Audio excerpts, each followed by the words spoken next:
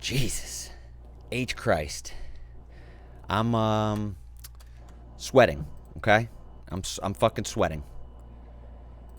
There was about an 18-second countdown, and wait, hold on. Yep, it was about an 18-second countdown, and my green screen falls. You see this? This is sweat I gotta clean off my head right now. So thank you for thank you for being here for the countdown that led to absolutely nothing. But I'm telling you, you're not gonna be disappointed. We got a fucking 3-piece guest system right now, okay? We got 3-piece. We got Deez, the veteran, the fucking 3-time beat and greet veteran. We got Maxfield. We got Smigonaut. So, you know what? Maybe I would have had a better intro. Maybe I would have been a little bit more calm and collected. But I'm a little shooken up right now. I don't got my Schweed. I don't got my medicine. But we're here. We're all in Boston. We're doing good. And let me bring these sexy fellas out. Let me bring them out, because they're all dressed to the gills too. All right? Bada bing. Here. Sexy fellas. These are all sharing the infamous pair of khakis. No, not anymore. Not anymore. Now they all got their own pair of khakis. How you guys doing? What's good? What's good? How's our audio? Is it good? How's the audio, guys? How we doing out there, people? What's good in the chat? You know? All right, so they like the legs apparently. Hope you guys like the voices. I rock only the best pants when I'm on this show. You were the originator of the khakis. You wore the khakis first, and now these two beautiful fellas are wearing them too. Yeah, it's contagious. You know, they saw me. We just go where the trends go. Yeah. Hey, man, well, they look good on you, man. On Cat and Deez, you're coming through with a little bit of a new attire today. Yeah, I like this. I'm going for the skin tight look, like very European. You know, well, they did beat the coronavirus already, so maybe they're onto something. Fashion. Oh yeah. Science, social distancing, they got it all. Yeah. Forget vaccines. We just need pants. The metric system. Come on. I dare the vaccine to try to get into those pants. It can't. No, there's not enough room. No, there isn't. Airtight. Airtight. Not much breathing going on in there, actually. No, They're that's not actually very what all the porous. nurses are wearing these days. Yeah. That's what all the nurses are wearing. But hey guys, where you guys are all joining us from Boston, huh? Yes. So we all live together, so we're not breaking any rules here. But yeah, we're all from Boston, and yeah, I'm from Maine originally, so we should all introduce maybe where we're from. So I'm from Maine, and I've lived in Boston for like 6 years. Yes, sir. Maxfield, you want to go? Yeah, I grew up in upstate New York, so I've also lived in the Northeast my whole life, and I moved to Boston in 2012 to go to school, and I've just been here ever since. Hey, what about you, Mrs. Smith? Yeah, I've lived in Boston about 10 years, but I grew up in the Seattle area before that. Seattle. Oh shit! So what do you think about what's going on right now over there? Kind of like a war zone, huh?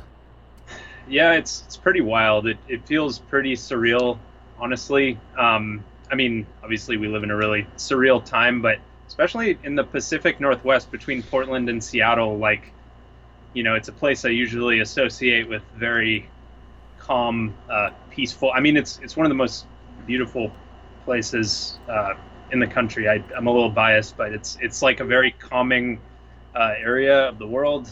Very fresh air, a lot of good hikes. But yeah, to kind of read about what's going on right now, I feel very removed from it because, frankly, in Massachusetts, things are like pretty calm right now, especially considering like the coronavirus, where the coronavirus is at here. Like, we're relatively open. We're not fully open, but like, anyway, yeah. So it's pretty wild, and I don't know. For me personally, like, I'm at a point where I'm just trying to do the whole limit the news thing for my own sanity. Like, I try to stay informed about it, but if I get too informed, I just get like really sad. So just kind of trying to keep it at an arm's length while still a lot of times I'll hear updates from like, people I know, but my family's still out there too, and despite what's going on, like life is still going on, and people just trying to do their thing and get by.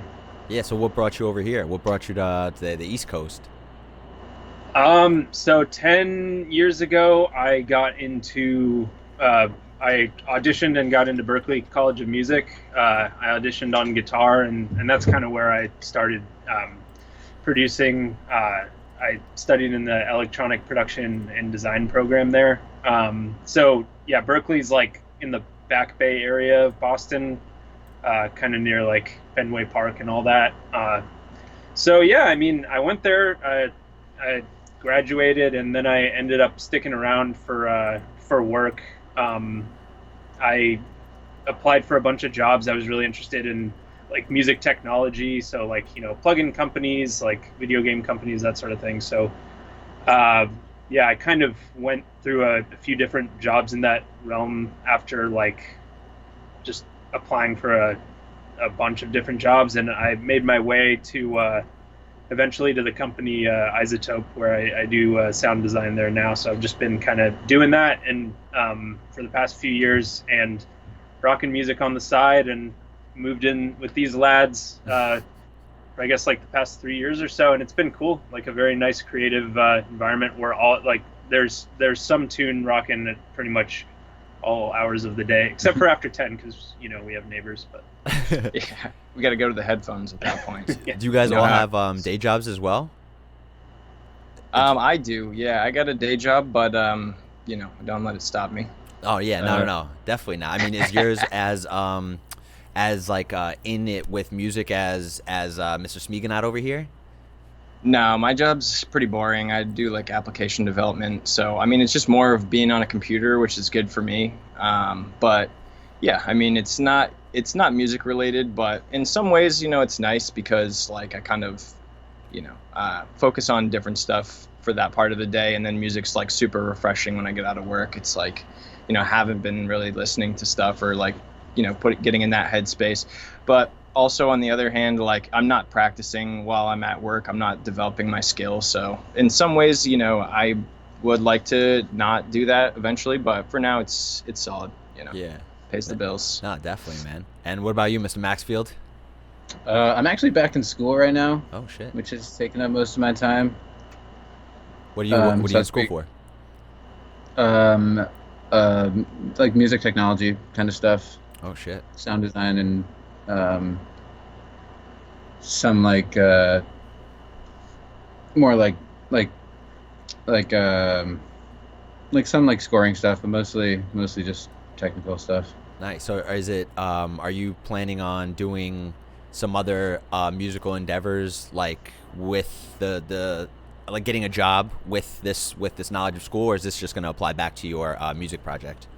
Yeah, no, I'll definitely try and get a job. I started undergrad in 2012, and then I ended up dropping out in 2015 after having some issues, and I like just started back this year. So I'm focused on getting the degree first and seeing where it takes me.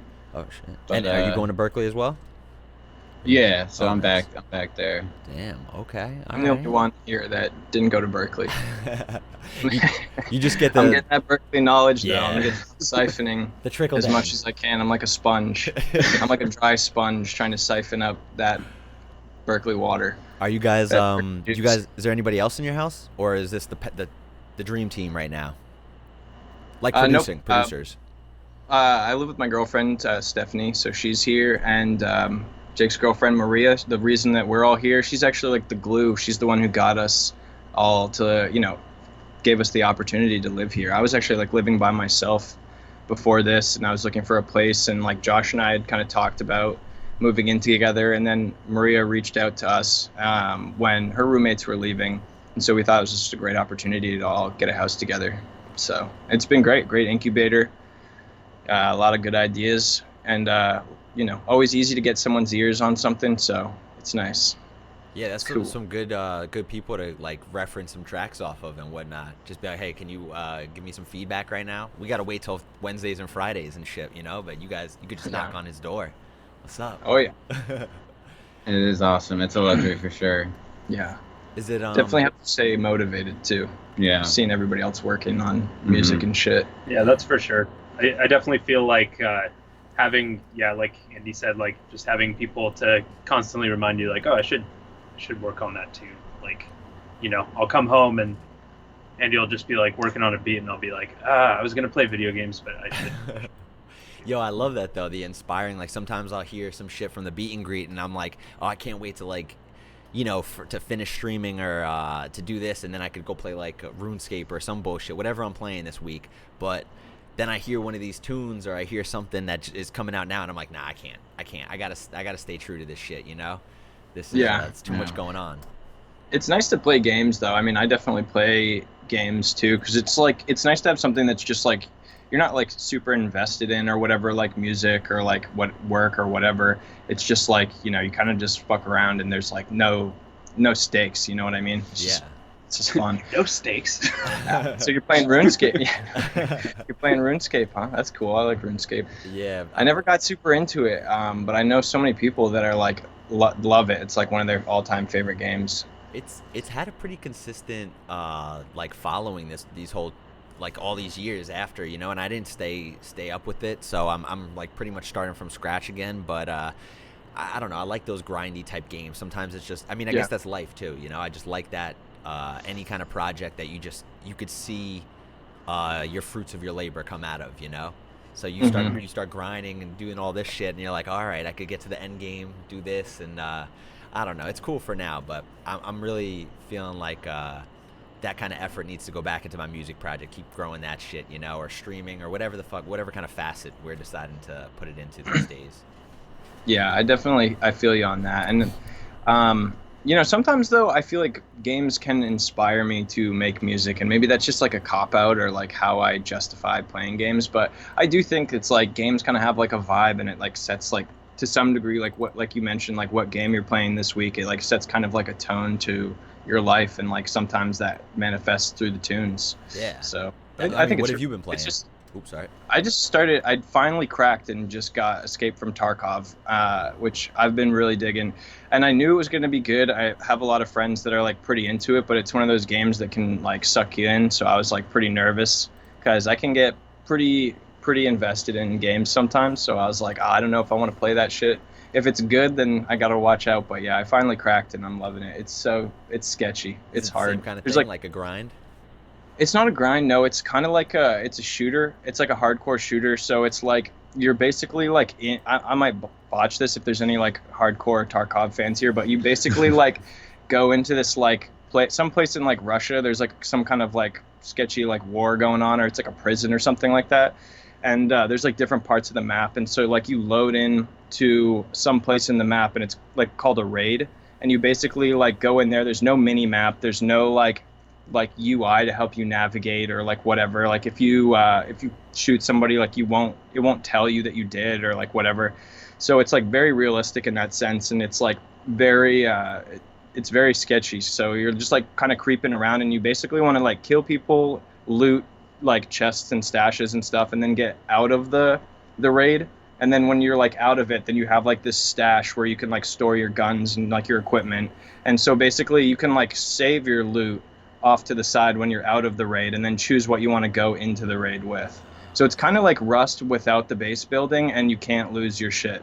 It's like just the raiding part, but it's cool. I like the rating of the people in Rust. I like kind of stealing loot. I mean, it sucked when it happened to you, but when you fucking just would break into something after all that time of all those satchels building, like farming and fucking rocket farming, and you finally get to something, you're like, it's the best. And I like the quality of life when you're just like chilling with your friends in the base you made in Rust. It's like the virtual hangout. You like make it cool. You get some instruments going, and then all of a sudden you got boys shooting rockets at your door, and everyone's got to scramble. I mean, it's pretty lit. I love Rust. But we should.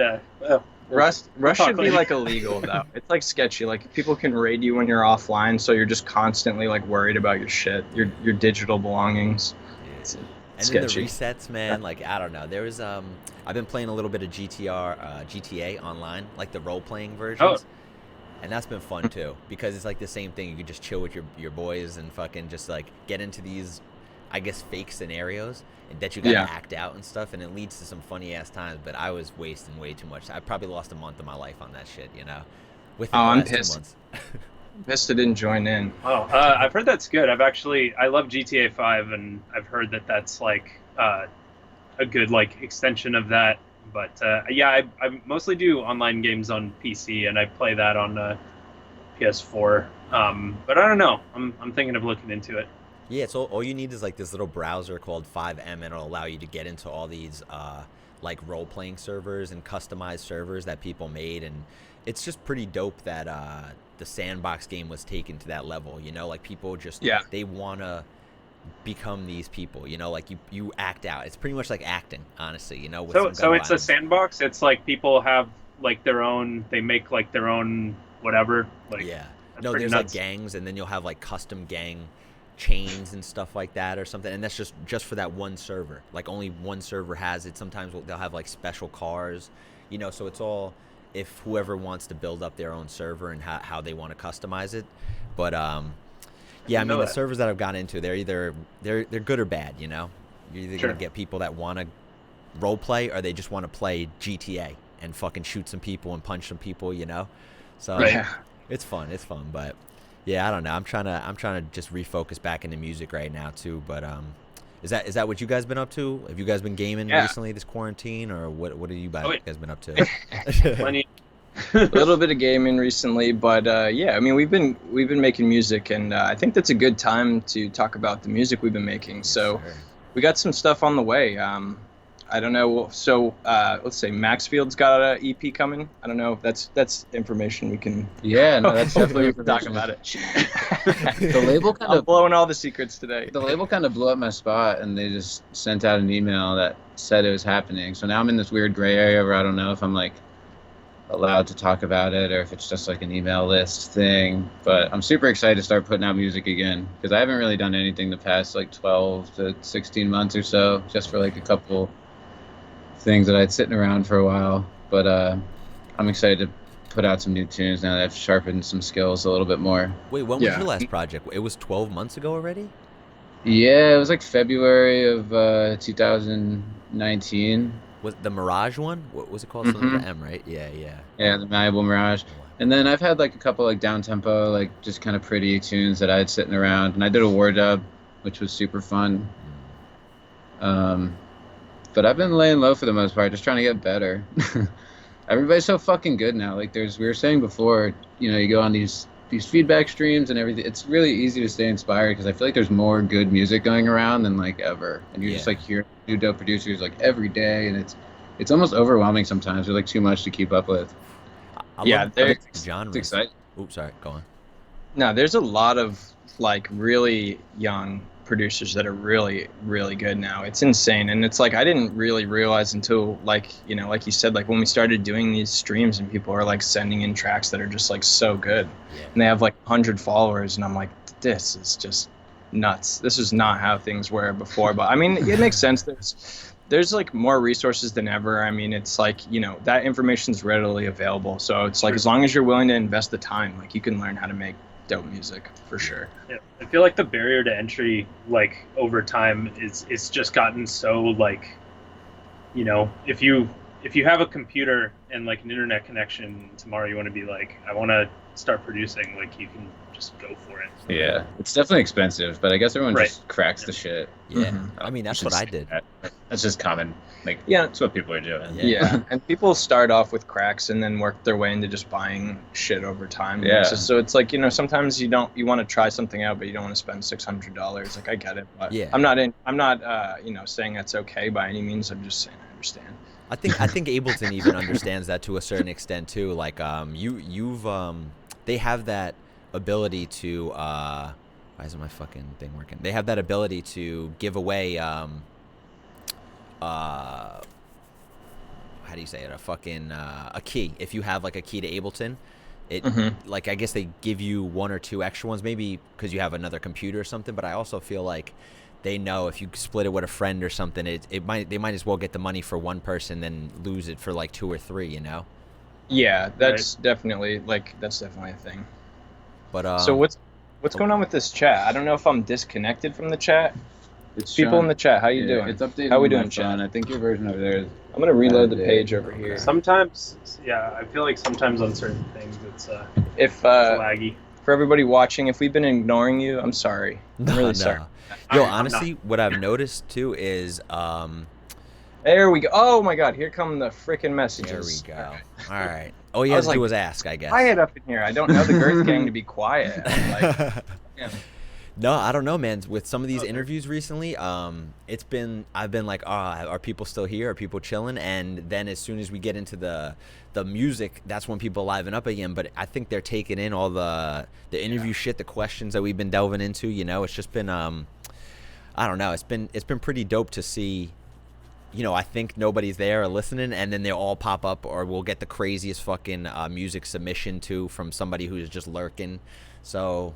Hey, I'm sure you guys brought some fucking five-head producers and some brainiac new producers. Because even last week we had Black Carl, and there was this guy, Message North, man. He threw his tune in. It was one of the first ones we listened to, and you know, even Carl, it was like I had to like ask him specific questions to get good answers, you know. So I'm like, oh fuck, am I fucking up here? The chat's not really going. Like I'm saying, does anyone have any questions? No one has. But the fucking music that they brought for him was like, oof! They spoke with the music, man, and the dude had 123 followers or some shit, you know. So Oh my God. Always. I mean, This is the future. This is dude. give it like 5 more years, and we're gonna be like drowning in quality tunes. dude. It's gonna be. I mean, well, it's just gonna like, you know, to stick out. You're just gonna have to produce better and better music. It's the only way. Yeah. Which is what we want. The more producers, the better. It forces us to be more competitive and be more focused. Yeah. So we talked about the Maxfield EP. Yes, sir.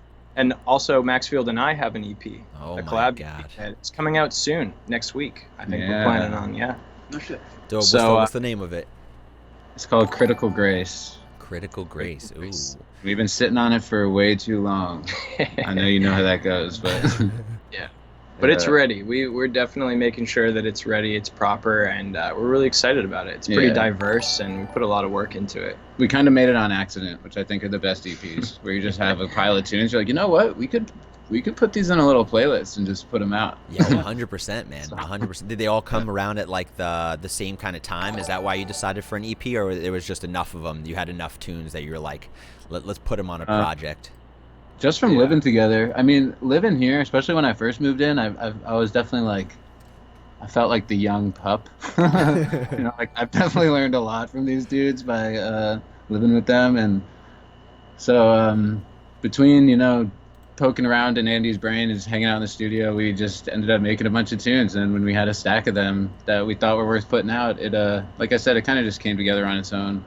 Yeah. But a lot of them are just the product of just like fucking around and trying out things, and then, you know, you go into a sound design session and you finally get a good sound. If it's good enough, it's probably going to inspire you to like write something. So you just start a tune, and that's how most of it kind of came to be, I think. Yeah, like not really trying to even write tunes or make an EP or anything like that. Just really just just having fun, and then it just turns into an EP. Are you So. are you guys like trying to make up for not lost time, but are you guys trying to get as much collab time, as much studio time in, as much even hanging out time in, since our man Deez is gonna be leaving Massachusetts?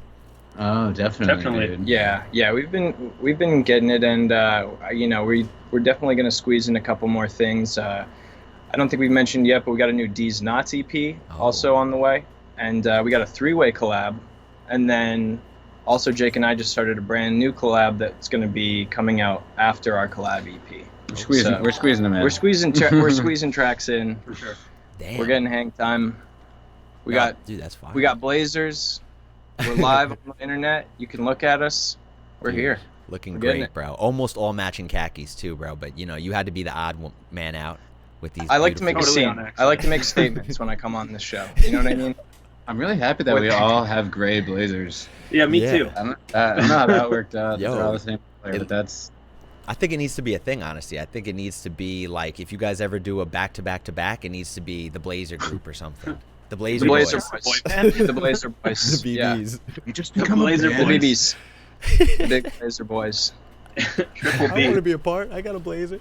Yeah, no, Oh, we you're did in a the band. four-way. Yeah, dude. Surprise. Everybody knows good boy bands have 4 members. I'm pretty sure you started this Yeah. band technically. I mean, the Jonas Brothers did well, but we all saw what happened there. They needed a 4th brother. Honestly, they would have One been Direction fine. too. They only had Yeah. 3, I One think. brother, too few. No, yeah. See, Come on. One Direction. I think One That Direction- Direction is down. I think baby. One Direction's 5 people, isn't it? Is it? But Is there maybe they're- 5 people? I think it's 5 people. All right, well then there's one too 5 many. people. We gotta look this up. Yeah. Fact check in the chat. Jamie, young Jamie. Viewers. Viewers? No, we don't need Jamie. how many We got people are viewers. We have 141 Jamies right now.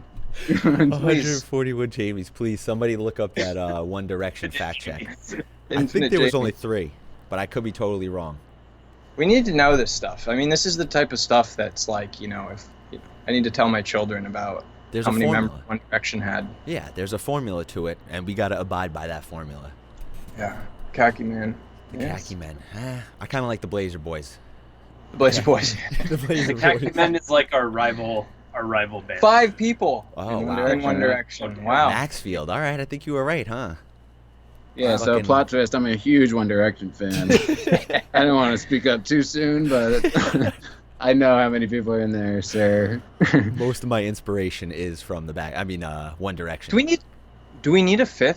I'm looking at them Blazer right Boy, now. like NSYNC, Backstreet Boys. How many members? How many Yeah. members? I think they had 5. Yeah, Do they have think- 5? Oh, we yeah, need I a think they 5th. did. Backstreet Boys was 4, We need a right? 5th. I guess Damn. we're taking applications for a 5th I Blazer guess Boy. All right. We either need a big and tall suit for Oh, Backstreet Wade Boys or is- Simba or God. Kyoto. Oh, Kyoto, he could be the wild card. He's actually coming on next Friday, and I was like, I don't know about. He's like, I can maybe lock down a green screen. So I'm like, I don't know if I should give him khakis. I feel like short shorts would be more of a Kyoto thing. Dude, Just real Mark, short shorts. Simba and I did this thing that Skype has where you can basically set green screen it out and then set the background to a color. So you create a green background and then use the Skype green screen. It actually works really well Oh, for shit. people that Oh. don't have green screens. Wait, so. is that what you guys were doing on your stream?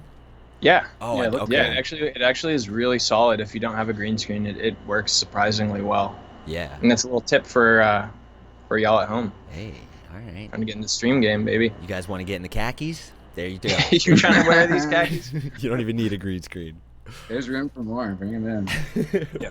What's that that Napoleon Dynamite quote? It's like, you think anybody wants to get a roundhouse kick to the face in these days? He That would movie was too. That movie That's was a- extremely ahead of its time, man. Yeah. So good. What So an art quotable. piece. I love that movie. I saw that movie like 3 times in theaters. I loved that movie. I had it on DVD. I probably watched it like 50 times. Like, it was one of those ones that I just rinsed before Netflix was a thing, or Yeah. I didn't even know it was out in theaters. I thought it was just a straight to DVD or VHS or whatever, Blu-ray, whatever the fuck it was. It's out. 8-bit. I saw it in like a hotel or something, like hotel pay-per-view type deal. The best. Oh, I thought you My meant first they were, time. My hosting first- a screening at I the remember my hotel. first time. Oh shit, man. Yo, so you guys that EP you guys got coming up. I know Maxfield has his pretty distinct art style, like your albums and EPs, they kind of have that pop arty kind of feel to them. And Yep. Deez, you stick with, I can't remember the artist that we've used for our collabs, but you usually go to what's his name?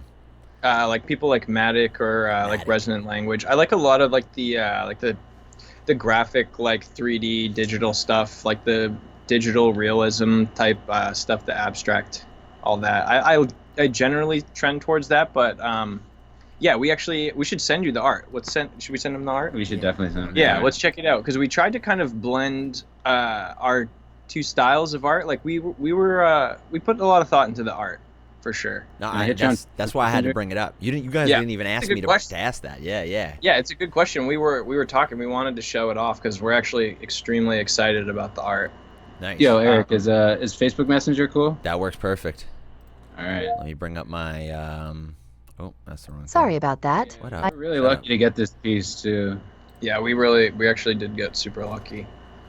We'll say that one more time. My computer was Yeah. just speaking for some reason. We got super lucky because the artist who did this basically doesn't really do this thing often, and if they do, they charge a fair but very high amount of money. And so, they were able to work something out with us just due to everything that was going on. So, I mean, it ended up working out well, but yeah, it just kind of was like one of those meant to be things. Ooh. All right, I'm gonna. Oh my God, that looks beautiful. I'm gonna find the overlay to make it show. Cause that shit was awesome. That shit looks awesome. Yeah. Let me pull this up. Downloads. There we go. You might be in trouble. I need more claws. There The yellow couch. The yellow couch. Yeah, that's our EP art. Is just a yellow couch. What were we talking about? Speedos here. There's some Speedos in the chat while you're pulling that up. Oh yeah, I think it was because what's his name, Tom. They were saying what kind of overlays does Tom deserve, or pants does Tom deserve? Oh my God, yeah. Yeah. Tom would be a Speedo for Ooh, sure. look at that. That's One nice. of those speedos that laces up in the front. Oh my God, look at this. This is great. That is fucking. This is great. We're like a freaking news team back here. We're about to tell you about weather, sports, and current events all at once. Yo, that would be a great Oh my God, like there's the artwork. A weather casting. Yeah, there's the overlay, and let me get Beautiful. Oh, that's See if not we can it. make it big. That's See not if we it. can make it big. Yeah, I'm gonna make it big. Oh, we're warping. I got the zoom by accident. It's not the This right ain't one. good. Look for. Oh, there we go. Here we go. I don't guys. even drink claws usually, but Josh has got me on them. So good. Yeah, you're a seltzer kind of guy though. So you're. I am, You're and one that's how step it away gets from it. me. I know, because I'm drinking seltzer constantly. Jake actually got me on the seltzer. There we go. I got to pay my respects. you know? Kyoto got me on the seltzer. Damn. Kyoto. And I got it. man. I got to give a throwback shout out to Frequency, actually, because even like, I think it was even like 2 years ago, he was telling me that he was like addicted to LaCroix. And I remember hearing him say that shit and be like, what the hell are you talking about? Like, I was like, did not think highly of seltzer. I was just like, whatever. And then like 2 years later, I'm like, this man was ahead of his time. Holy Yeah, shit. man. That's You usually knew. how it goes, right? We kind of scarf at those people. We're like, what? Drink a manly drink, and then White Claws like takes the nation by storm. Everyone's trying Yeah, to replicate it. No shame. No shame. No I don't know what shame. it was. I was drinking like a beer a night just to drink it for like the enjoyment, not to like try to get drunk or anything. And seltzer just kind of like replaced that bubbly thing for me. And then I just kind of like stopped drinking, like unless it's like socially, like on a weekend or something. So it's been good for me. Like seltzer's just kind of like replaced that kind of like thing that I want to do, like put something into my body, but it's just hydration. I wonder what kind of like loss every kind of alcohol company has had this summer, you know? For, So like, I their sales. saw a statistic or just a headline recently that said that like beer companies saw a loss for the first time in like 20 or 30 years because of all the because like wine is in cans and like in cartons and everything's just packaging. Like you used to not be able to get anything like wine outside of a bottle, but now they're you can get wine and hard seltzer and all these other beverages that didn't really like even exist. So beer is probably taking a hurting. Damn. But I mean, just because they have a decrease doesn't mean that they're not like extremely breaded. Like they have so much money. Yeah. Nah, I'm They're sure. not gonna stop buying beer anytime soon. And there was that period where like Corona actually like before lockdown happened, where everybody actually thought like the two were related somehow. Oh, that's what I was just gonna Oh my say. You God. think they took a that hit? seems like so long ago at this point. Bro, that was a whole different phase of quarantine at this point, man. That was the It's been Tiger like- King era. Right- Oh my man. God, dude. Tiger Animal- King and Animal Animal Crossing Crossing. And that was also a dark time for me because I downloaded TikTok when all that was happening too. Oh no. So it was like Tiger King, Animal Crossing, and fucking TikTok. That is just, it was a weird time. Bro. I got rid of TikTok, but I will say that TikTok has some fire content. But I mean, they were probably just like eating all the data off my phone. I don't know what kind of thing. I probably gave them like my social security number and. they probably own me now. Didn't they get in some shit recently somehow? I don't know the details. I think but- it's just implications.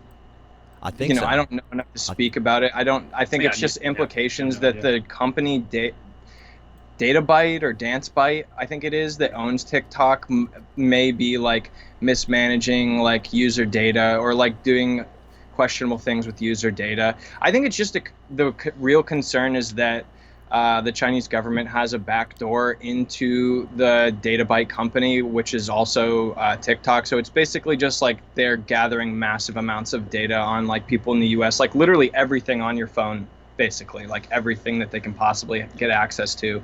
They're gathering that information, and I mean, that could be a security concern if you have like sensitive information. I don't really have anything to hide, so I mean, I don't really care if they get my information, but I guess I don't know. Yeah, a little sus. TikTok, But I mean, until we get a a comparable app that will do the same thing. I mean, people are going to use it. What's fascinating to me about TikTok is like how it's become like a music trendsetter, and like all these musicians are just like Drake released a song that apparently was like for TikTok. Like just all these like artists are like just writing songs for TikTok, and it's like making songs popular or making songs discovered and stuff. It's crazy. The fan base is huge. I mean, there's people that do like lip syncing videos and they have like 20 million followers. Like what platform do you have 20 million followers on for anything? I mean, even on YouTube, like absolutely like super famous people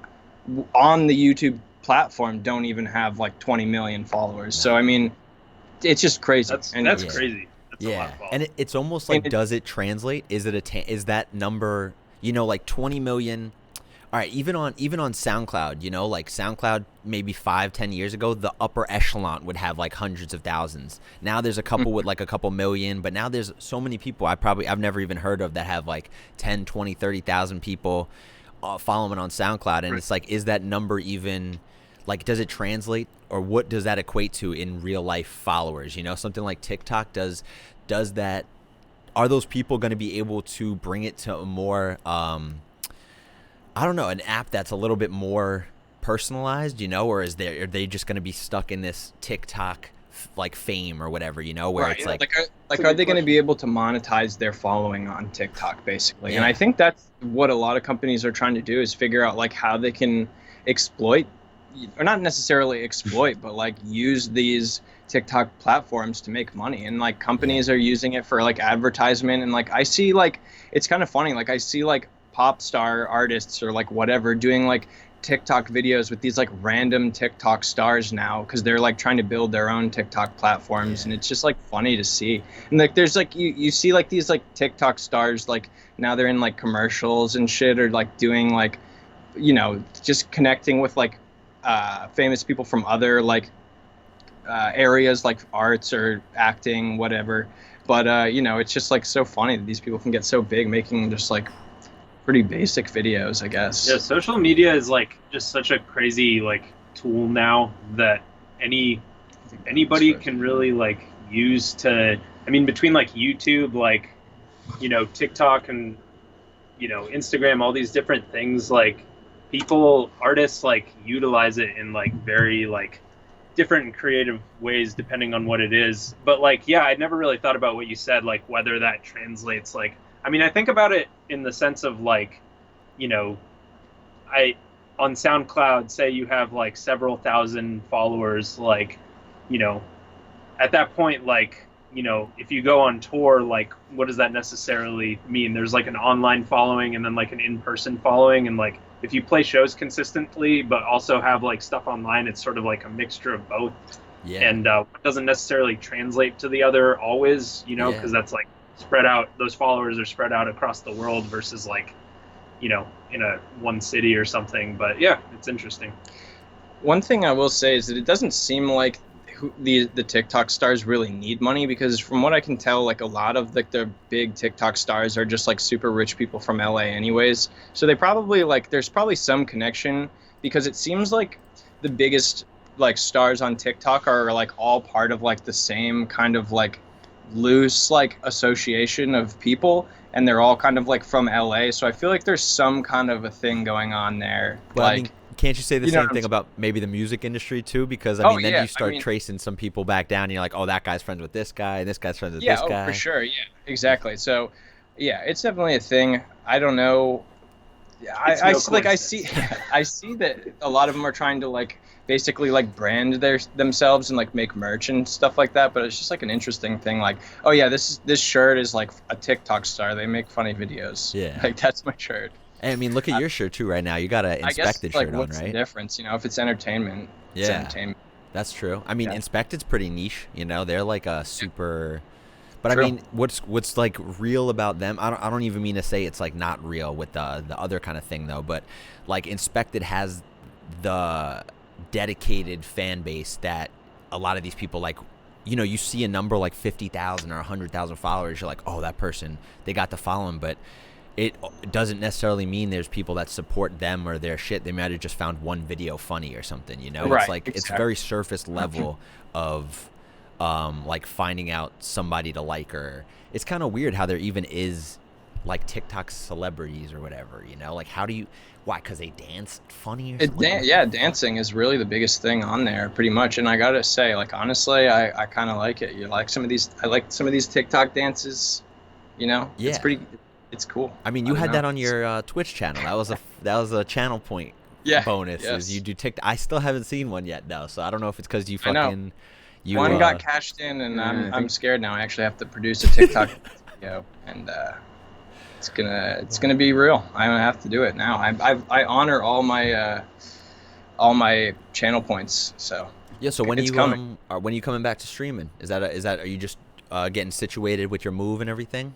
yeah, I'm definitely coming back. Like I've already invested so much like time and money into like my whole streaming setup, and it's something that I really enjoy. It's just like lately I've just been focusing on like moving, and I'm like getting a house and like all this other stuff, and like transitioning with work to being able to work from Maine and working full-time remotely, and all the stuff that comes into place with like putting processes in place so I don't need to go to an office anymore. So it's just like my life has just been hectic, but I'm doing it so that I can focus more on music and stuff like that.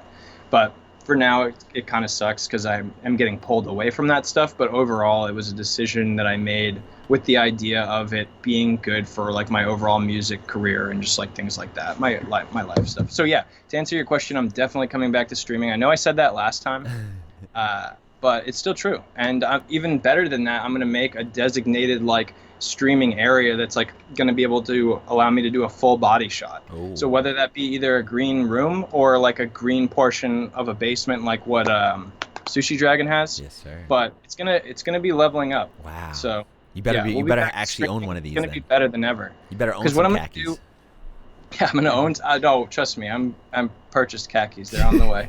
But yeah, my plan is basically to, get some content, some projects that I can work on, some ideas, and just get a schedule and like stick to it, and just really launch like the next season of my streaming like the right way, and like just try to do it all proper. And until then, I'm just gonna kind of keep making music and just getting my life situated, and yeah. But I will be back soon. Oh, that's dope, man. What about Smig or Max? What are you guys working on in terms of keeping busy right now? I mean, you got school and you're working with Isotope and shit, but is there anything else you guys are doing to occupy your time?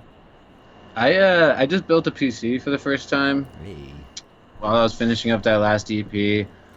I don't know if you've ever done this, but sometimes the projects get to the point where you have to you put the laptop on frozen meat, and when it's sitting on the frozen meat, it allows you to bounce the project properly. And once I'm sitting the laptop on frozen meat, I was like, I gotta get a different computer, man.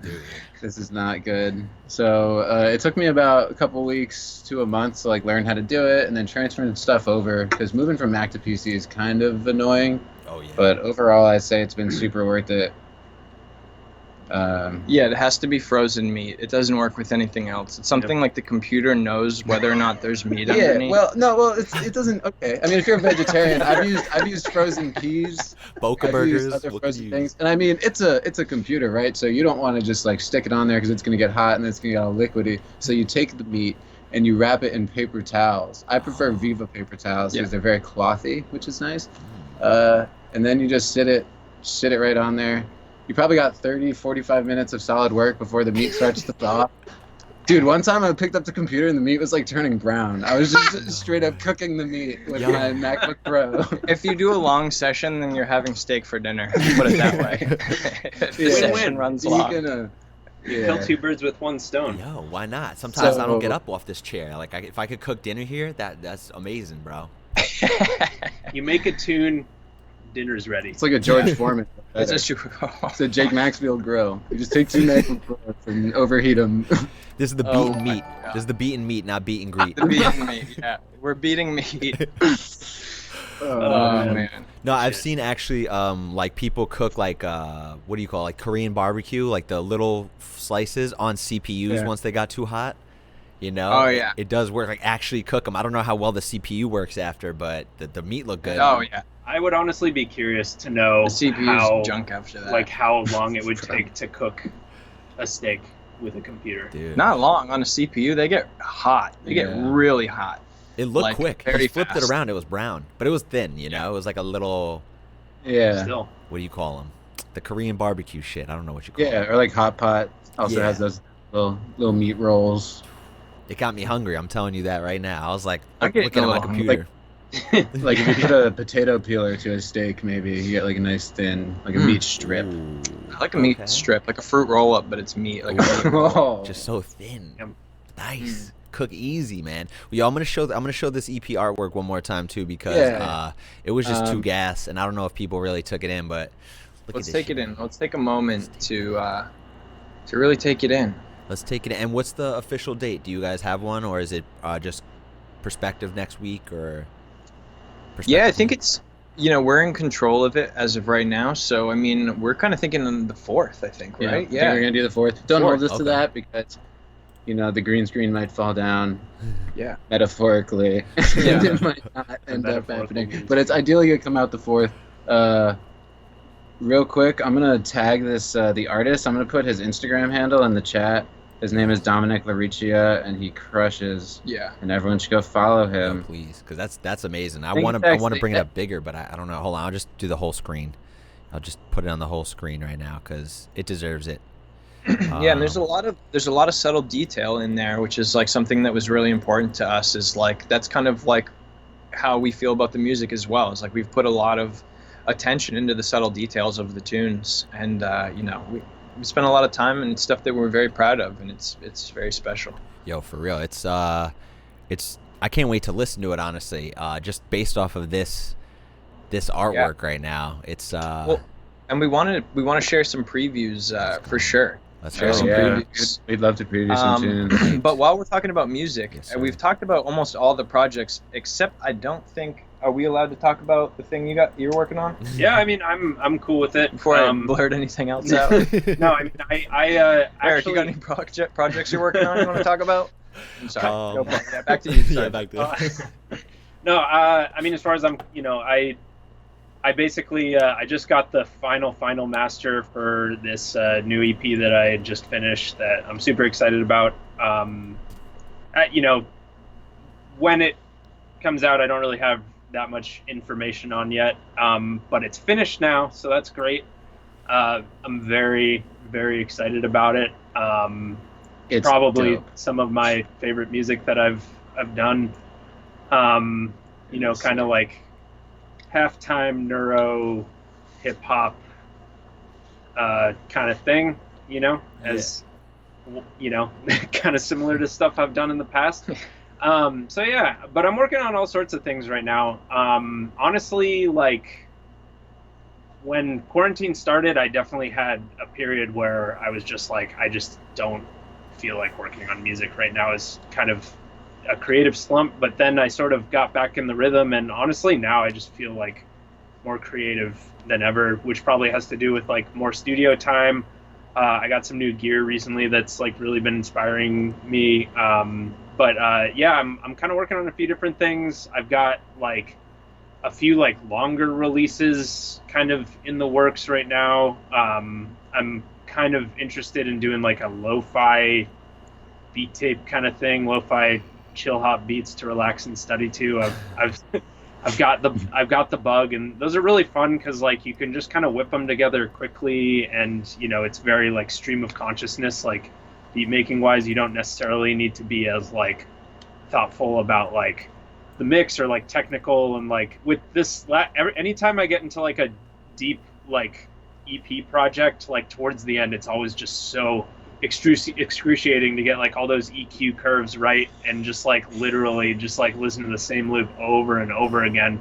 and just like, did I hear that correctly? Like, is it good on my system? And it's like, I I work with what I have, but like my listening environment still has leaves a lot to be desired. So there's a lot of like second guessing and like referencing that needs to happen and stuff like that. But ultimately, I'm super stoked on it, and so everybody stay tuned. It'll happen eventually. Yeah, That's man. it. No, Yeah. we've been sitting tight, man. It's dope to hear that you guys all got some new shit on the horizon too, and that like beat tape esque feeling. I feel like now's the perfect time too, because we were so caught up in like getting the festival booking or getting a booking that it almost influences like the way you make music and the kind of stuff you're putting out there. And I've had a fucking beat tape done for like 2 years, and I'm just like, I don't know when the right time to put it out. And I put out this banger, and that got a lot of traction, so I need to keep putting out the bangers. And now it's just like, maybe I should put out whatever I'm feeling, or whatever's coming naturally, And you guys feel like that's what's going on with all your projects too, is just like taking a step back from the live and getting bookings. You think it's had an effect on the way you make music and produce music? For me, I would say like yes and no, in that like I definitely think that like you make a good point about like the banger thing, where it's like, if it's really fun to like make heavy music for playing live specifically, and like kind of go with that intent in mind. But I also kind of realize that I do just like enjoy making heavy music regardless. But I also enjoy making a lot of other kinds of music too. So it's just, it has and it hasn't, but definitely like you said, more opportunity to like explore like the stuff that you wouldn't normally write if it was, the middle of festival season or festival season sort of thing. Jesus. Same thing with you guys too? Same Yeah, vibe? it's been nice that the pressure's been off a little bit. It's definitely changed like the way that I feel about writing music, at least. Like I don't feel like I have to, like because there's not shows coming up. I kind of feel like I can take my time with things, or kind of just mess around and be more creative. So it's been nice in that regard. Like I really like the pressure of not having to do shows right now, being off or whatever. It is nice, honestly. It's kind of like it's just getting back to the like the natural part of making music. It's not always to play it out too, and I feel like that might affect the scene in a certain way too. Everyone goes to the shows. They it is what you want to hear live. Like I've been to the down tempo shows and stuff like that, and naturally it just wasn't what I wanted live. But I mean, maybe since we're not able to be live, it's just now I'm listening to more of the chiller stuff, not the in your face kind of stuff. But still, I do try to make the big basses and the big fucking in your face techie kind of stuff. But I think the vibe of even like the pressure of having to release something has been lifted, and that's made art a little bit more fun, or music making a little bit more fun, at least in my eyes too. I definitely agree with that. Yeah. Does working at Isotope have any effect on like the way you approach music making and stuff too, or? Yeah. Yeah. For sure. I mean, for those of you who don't know, Isotope is it's like a plugin company. So we make audio plugins for music producers, which are programs that you can use inside, the DAW that you use to make music. So, I basically spend all day thinking about music technology, whether it be for work or just on the side producing. But no, definitely. I mean, I basically spend all. Sorry. I do sound design there, so I get to kind of like, do presets for the products and like work on the products and stuff, and it kind of gives you an insight into just kind of the other side of things, and kind of thinking about that a lot. I mean, I would say absolutely has made me like a better producer and engineer too. Like it's definitely made me like kind of a better like critical listener overall. Of sound design in particular, so that's where your specialty is like you make what's an Isotope oscillator or something like that? What would be something you've worked on in the past? So actually, I've worked on Ozone 9, the most recent version of Ozone, which is It's our mastering software. Yeah. And actually, the most recent one, it just came out.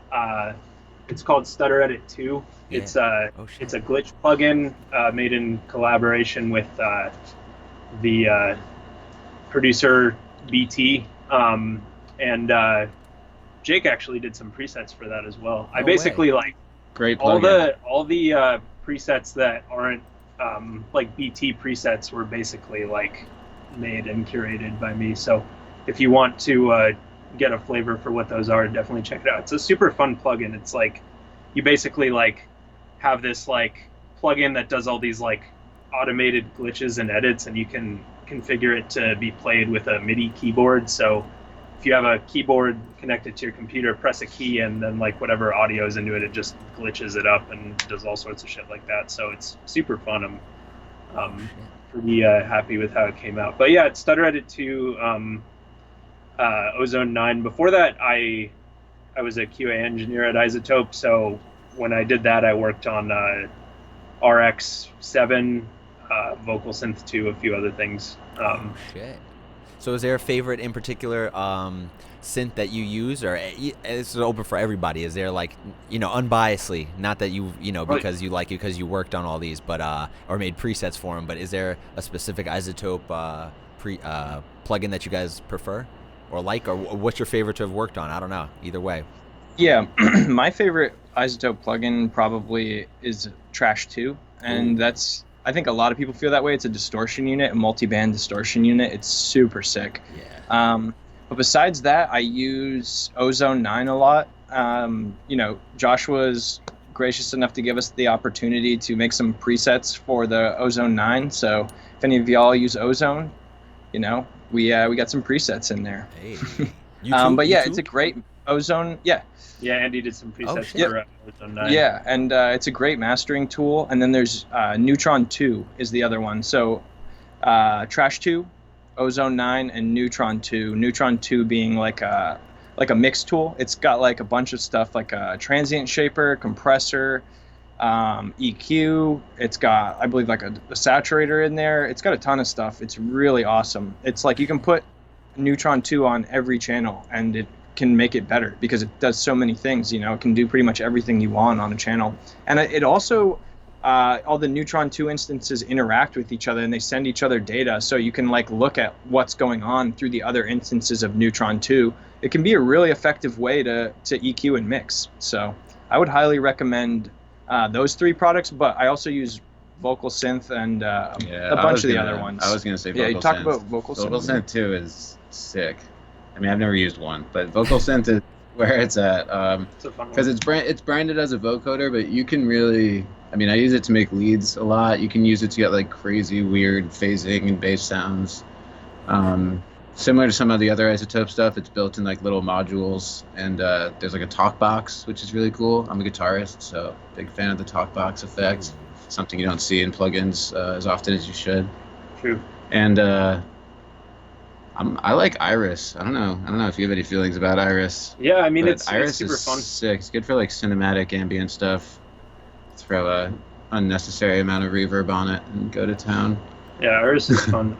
One I would recommend people check out, a super useful tool is Tonal Balance Control 2. It's a kind of a metering plugin that we sell, and it's kind of a unique way of like, you put it on your master bus and it sort of shows you this like curve of it has like a reference curve of this frequency spectrum, and it shows you like the output of your master in comparison to a reference, and you can import like any mix you like. So if you want to reference like your favorite mix down, as long as you have the audio, you just import it in, and then like you can match your curve against that one.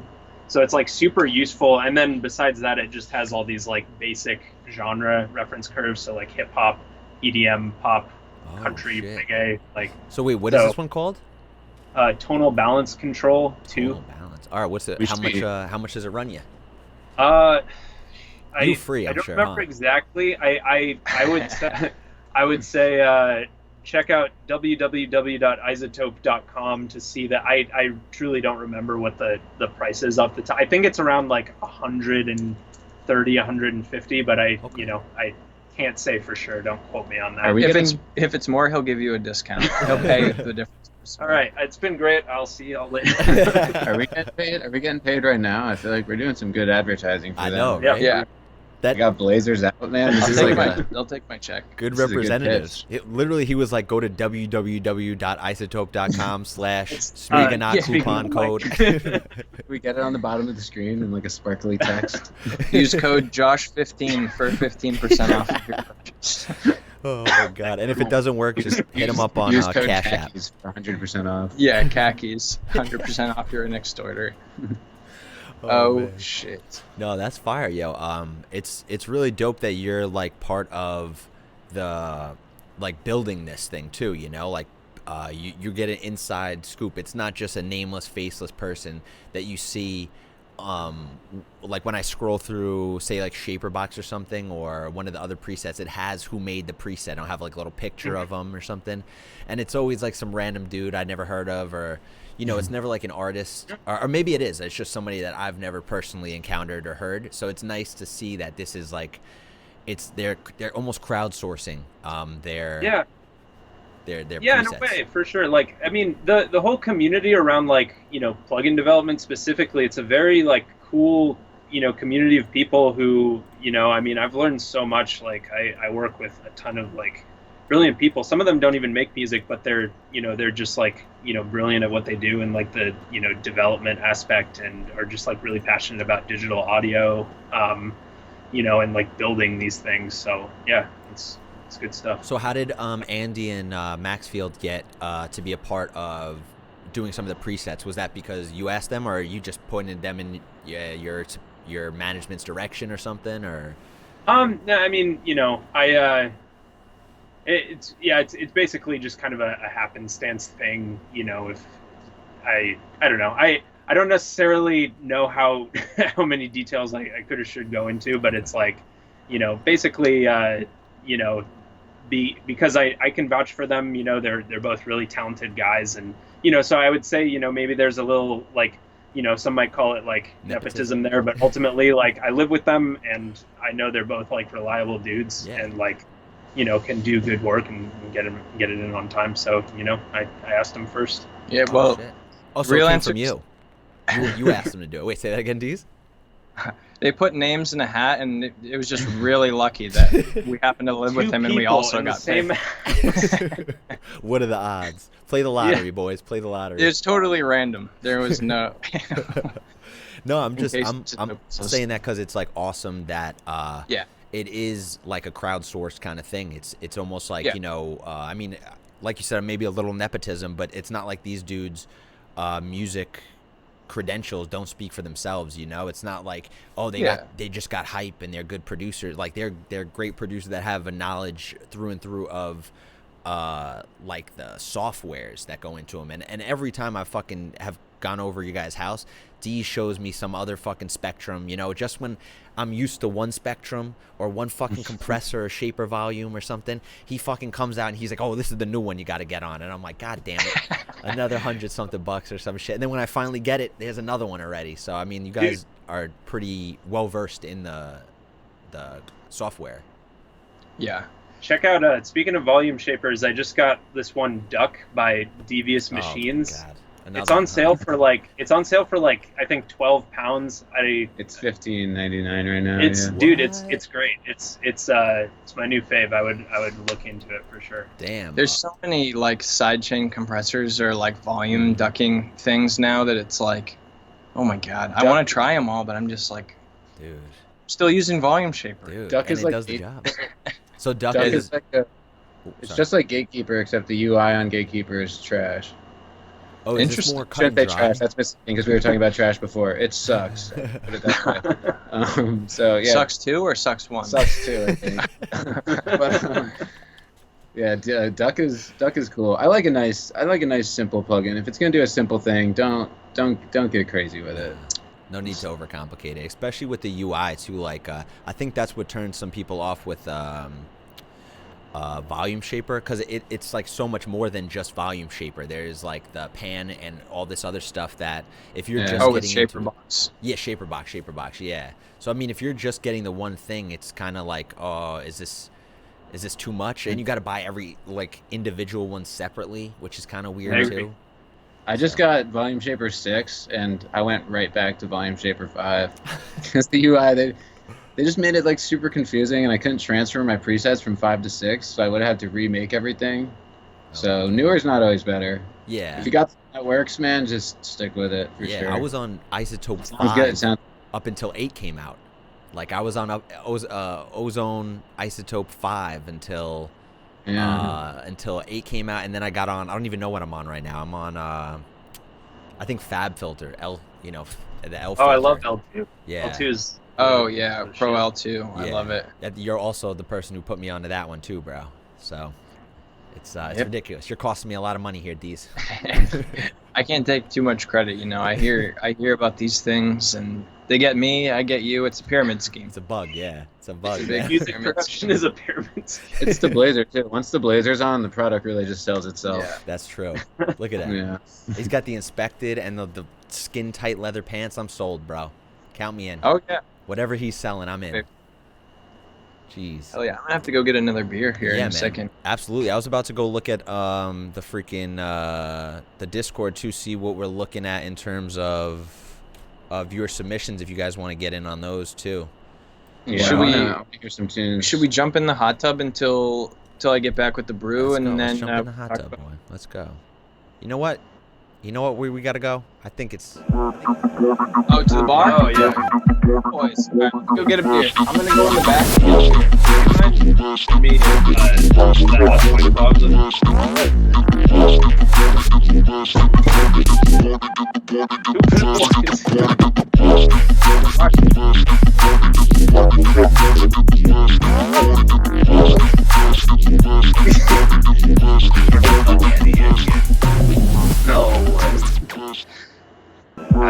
Wait, so where are we? Where is this bar right now?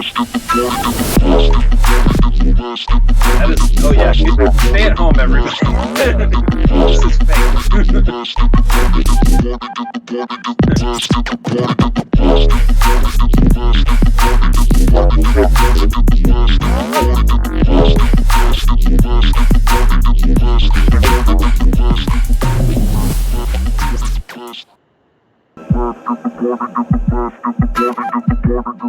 You say we got after starting off? Yeah, dude, that makes sense.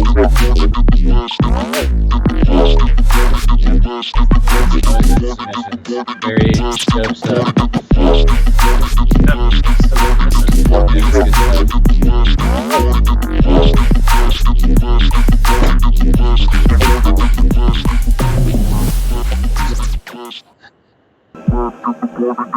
No, it's just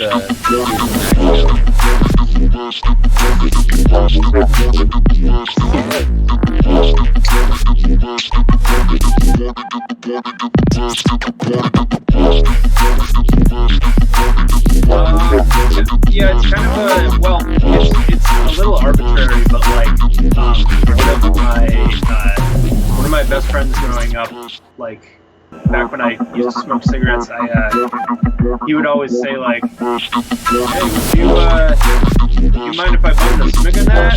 And like, just kind of, and I don't know, I just like Smigonaut, like space, like that also, and that's just kind of stuck, and like, I have mixed feelings about it, because I'm like, but at this point, like, I feel like it's unique enough, and it just kind of stands out, and people always, are wondering how to say it right, and it's great. I'm happy with it. I feel like that's one where I'm never gonna get into any hot water with, like, if there's like another like DJ producer that comes out with that name, I'll be like, I know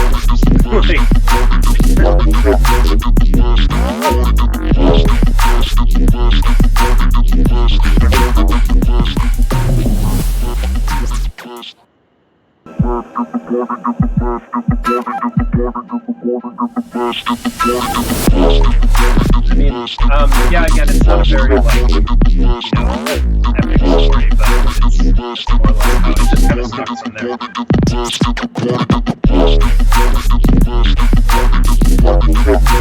Yo, we got problems in the chat. Oh, what's going on? People saying weird. Oh, Somebody's saying we got some repeat. Oh, my chocolate's bumping. Great chocolate bumping. Um, This might be a good time. I actually, before it passes by, I just witnessed a pretty hilarious moment in the chat where I think Mark Simba just saw for the first time the Dowie command, or Dowie. I'm not sure how to pronounce it. that was awesome. Shout out Mark Simba. What's good, bro? And shout out Stephanie Eric. for providing this alcoholic beverage to me. Eric's still muted, I see. That's what they're saying. Eric's muted, but you hear us. We're taking over the show, baby. Oh. We kicked him out. Oh, He's behind man. the firewall.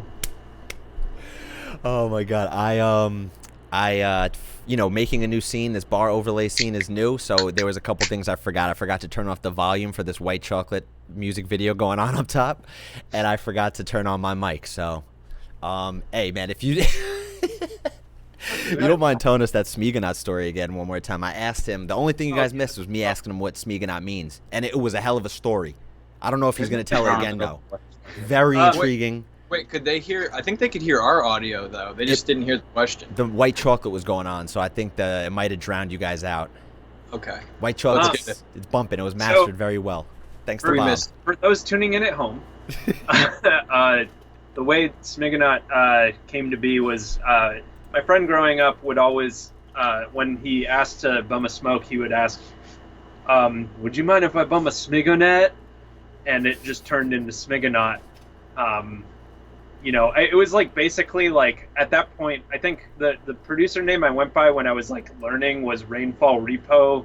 And I wanted to like make a new project to like kind of, shift with like the sort of music that I wanted to make, like, which was different from Rainfall Repo. So I decided to just use Smigonaut as the name for that. And that's just kind of, how it evolved up until then. But yeah, it just came from that, my friend like using that word that he just kind of made up. Although I do believe that I have heard it, I'm pretty sure it's a term that's used in the UK, perhaps, for cigarettes. But I don't know if that's where he got it from. I'll have to ask him. Oh, we're gonna need a fact check on that too, guys. You guys did the One Direction fact check, the NSYNC fact check. Yeah, we need to know if Smigonaut is a fucking cigarette. British slang. Yeah. Yeah. I know they call it another couple things too. I don't think we're allowed to say those what they call a cigarette, but Frickin' British. we're good. We're I good. love Hey, yeah, Smigonaut. I don't know, man. That's Smigonaut. I like the Rainfall Like Smigs. Repo too. I think it's. I've heard like, I got to get my Smigs. Like, I don't know. I could be just making shit up, but I'm pretty. Hey, a little backstory never hurt nobody. Having a little backstory like that. No, but that's pretty fire. Honestly, it's got a pretty unique to you reason for the name. And what about you, Maxfield? Is there a reason that's? Yeah, Maxfield's my middle name, actually. Oh shit. Which is pretty cool. Yeah. I was named after this painter named Maxfield Parrish. He was prominent in like the early 20th century. Actually, there's a piece called Daybreak by Maxfield Parrish, which was one of the most sold art pieces of the 20th century, which is weird because nobody knows who he is. But he crushes. He's the man. Oh shit. My Okay. parents were gonna name me Malvin, which was my grandpa's name, and then I think it was actually my grandma who came in and was like, "You can't do that because that's a terrible name." And so then they tried to think of something with the MA like vibe that was a little cooler, and they came upon Maxfield. Okay. And my real last name is not as sexy, so I've kind of adopted just Maxfield as it's my last name on like social media stuff, and it works for the music thing. A lot of people think it's a math thing, like maximum fields or like minimum fields or like, and it's not. It's just a painter. He's the man. Go check him out. All right. No, that's dope, man. We definitely gotta check him out because I thought it was your last name too. So I was kind of hesitant on asking the question. I'm like, is this a that's stupid on question? purpose. It's my secret identity name. Oh, that's dope, man. Sure. Well, we fuck with that because that's pretty dope. And Deez, I think we talked about your name change from Satori to Deez, right? In one of the last episodes, or Yeah, and so Deez comes from my name is Andrew, which my nickname is Andy, and then when I was younger, my friends would call me Deezy, and then that just went to Deezy and then to Deez. So it's like just a progression over time, and it was nothing, like it was just like my friends called me Deez, and that's pretty much it. So I didn't use it initially as my name, but I was Satori at first, but then the name was just too problematic. There were too many people who had it. It was like whatever, and I felt that Deez was specific and special to me, so I went with that. And I like it a lot, but it's been really annoying, just like the whole like Deez nuts. I mean, not Deez nuts. Deez nuts. Deez nuts thing, because everybody wants to bring that up, which is like cool, but it's just like unrelated. But I've learned to lean into it instead of like resent it. So now we have Deez nuts, and which is perfect. And eventually someday I'm gonna use like a Deez nuts sample, but I have to make sure that I'm like maximum level at that point so that I can really do it proper instead of just like try to ride off meme cred. Yeah. But yeah, same thing with the Mr. Brightside. Everyone's always asking about that. I'm like, it will happen when it happens. Yeah, right. I can't I just feel jump like on that train.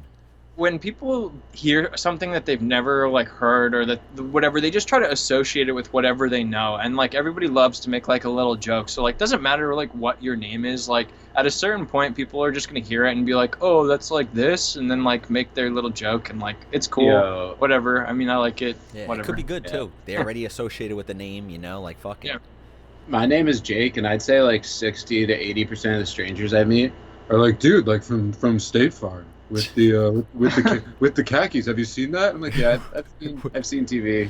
Oh, I can get the khakis though. Yeah, right. So here we are. The Jake. This is Jake me. This State is like kind of haunting, man.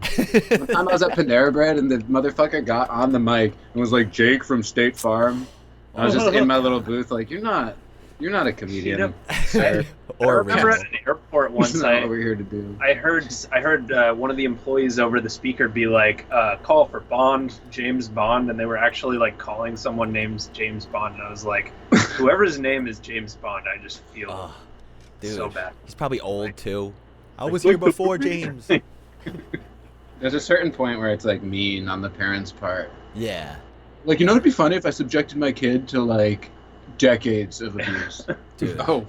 Yeah, like in second grade, I mean, I don't know if it's a traditional name or anything, but in second grade when I transferred schools, the one kid that I remember from the school, his name's Gation. So I'm like, damn, bro, that's rough, man. And everyone just used to, it's second grade. Now you could be like, all right, it's a name, get over it. But in second grade, the dude had a pretty rough, man. Just everyone just used to call him gay. It's like, now that's like not even PC, but I mean, you're just second grade. Who fucking cares, I guess. But Kids are ruthless. dude, it was bad. I feel bad for that kind of shit, You got to think of it going into naming a kid. What are other people going to call this guy? Yeah, dude, I could have been named Malvin. You know how tragic that would have been? Alvin Maxfield. Malvin. There's that guy that. I hope no one's named Malvin in the chat. I'm sorry. That's a nice name. We do have There's a that guy that Melvin. works We for, got a like, the Melvin Olympics. always here. No, it's totally different though. Oh yeah, Melvin. Super different, guys. I think is he the one who like hacks at that game? He's like the ball game hacker. Oh yeah, man, he's good. He's super good at the fucking Beat me out at shit. at He marbles. kicked my ass. Yeah, marbles. No, there's that guy that works for the Olympics. His name is like Dick Smash or something like that. Who's the guy? Does somebody know who I'm talking about in the chat? One of the viewers, maybe. Dick Smash. It's like dude, he works for like the Olympics, and so he's like in the news from time to time, and it's like legitimately his name is something crazy like Dick Smash or something like that. Oh my God. I'll look it up real quick. I'll fact check. Damn, Dick I'll jam it up. Smash. Yeah, I mean, you'd have to. It's think, something like that. It's that something somebody- ridiculous. Dick Olympics. Come on. It would be even funnier though. That's- if I don't know if you want to search that. Oh Yeah, God, no, it's no, too late. Dimpletic. Yeah, Dick Pound. His name is Dick Pound. Yo, Here's the Dick first thing that Pound. comes up. Dick Pound, Olympics 2020. Dick. So if he was ever Pound. number one on a list where they were going by last name first, we'd have 1 pound dick. Which Yeah. is Wow. 1 pound dick. That's- Yeah, that's exactly. not ideal. Come on, man. Oh, Yeah. Come on. And his initials are DP. Yeah. Yeah. I mean, it could be worse. I mean, it's not necessarily bad. I mean, Could always be worse. Dick Pound. I mean, whatever. But Yeah. it's It's kind of like asserting dominance, you know? yeah. He's like Dick Pound fucks. basically. Let's pull up a picture. Can we please? Can we pull up a picture of Dick Pound? Okay. But I don't know if I want to search up Dick Pound on Yeah, my don't- hold No, on, you Dick Pound don't do search that. Dick Pound Olympics. That's how you get Dick kicked Pound off Olympics. Olympics. Well, we can talk about. It's his name, Dick Pound. We didn't name him. That's true. We didn't Not name our him. fault. I didn't name He's him a Dick public Pound. big This man should not be named Dick Pound. He looks like a Joe. Dick Pound. No, fucks. he earned that name. He earned that name. He wasn't given that name. Let's not take all the responsibility off of Dick. He can go by Richard anytime. That's he true. Yeah, wants. no, That is a good point. that is a He- great. That's he could be true. Rich Pound. He Where's- chose okay, there Dick we go. Pound. This is good old Dick Pound. Show us a Dick Pound, and let's hope that we don't get booted off of Twitch. Some people say Dick Pound chose me. Oh my God, Dick Oh, yeah, Pound. That's a hot DP! picture. Look at Dick. Look at Can you make that DP. big? Good old DP right there. Dude, he looks good. I'm impressed. He doesn't look like he doesn't look like he messes around much. He's Yeah. a very serious guy. One day in the future, I'm going to be watching the Whoa, Olympics whoa, and what's- see him and just start laughing. Oh, look, he Like, does go by Richard W. Pound when he's chairman. Chairman Yeah, Dick Pound. Yeah, he's Yeah, Richard. Richard- He's Richard in the courtroom and Dick in the bedroom. Richard by day, Dick by night. What I will don't think do he now? lays the pipe, though, to be honest. He, you know, He lays It's always the friggin' ones pipe, you don't dude. expect. He lays pipe all across, from coast to coast. He lays pipe. oh my God, dude. He really is. He must be coastal like a Genghis Khan, but with less of the fuck shit. The Olympics, dude. He's worldwide. He's worldwide. Planting his seed, bro. Shout out Dick Pound, man. Dick Pound. Maybe. All right, maybe we should hit the van and then get some tunes loaded up. Dude, I think Yeah. so, man. I think we're don't off know. to some weird shit. We're off to some weird shit talking about Dick Pound. Let's hit the van. We'll get the studio loaded up. laughing the whole time. One more time not- with the Dick this. Pound Worldwide. Yes, please. Can we please make Dick Pound Worldwide? DPWW. Yo, Dick.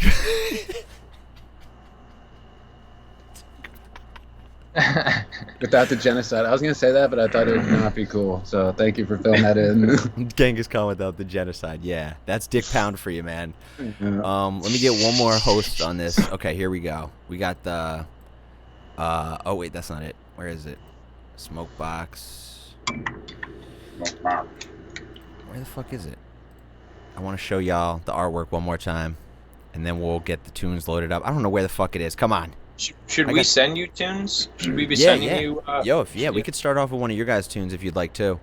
What should we send him? You want to send him No. something, or should I? I think you have the files. You have the most recent files. Which tune should we send you? Think? Yo, it's up to you guys. It's up to you guys. While they're figuring this out, we need more Dick Pounds worldwide. DPWW in the chat. Come on, guys. We're gonna start something. We're gonna start something. I feel it here. Maybe we can ask the chat. Let's see. We got some like glitch hop shit. We got some dubstep shit, and we got some more like progressive, melodic, like cinematic type shit. What kind of stuff do you guys want to hear, Ooh, yeah. Let's hear it. guys and Cinematic. gals and Dubstep. guys? What you Let's want? We got I know some- Dick Pound Worldwide is really taking over the chat right now. Yeah, which we I'm got- very We got votes for Dick Pound, which I'm. Do you Dick got Pound any of World- that? You got any Dick Pound much right love now? to everyone shouting out Dick Pound Worldwide. Seriously, much love, big respect. You know, I never thought we could make it this Eric. far, but soon we'll make pipe around the world. Simba says Yo, R&B. Mark, maybe- we were gonna put some R&B. Maybe I that's mix- what our boy band should be called. Instead of the Blazer Boys, it should be the Dick Pound Worldwide Squad or something. Dick Pound Worldwide. Yeah, no, it's the Blazer Boys, and the first album is Dick Pound Worldwide. All I have to say is, I didn't see one picture of Dick Pound blazerless. That's So- true. Dick Pound wears blazers. He's I'm Dude. just saying. He wears. That's gonna be like the new replacement for like fucks. It's like, oh, he wears blazers. Yo, that's actually pretty good though. I'll take that honestly. He wears blazers. That's beautiful. But okay, yeah. Did you send me something?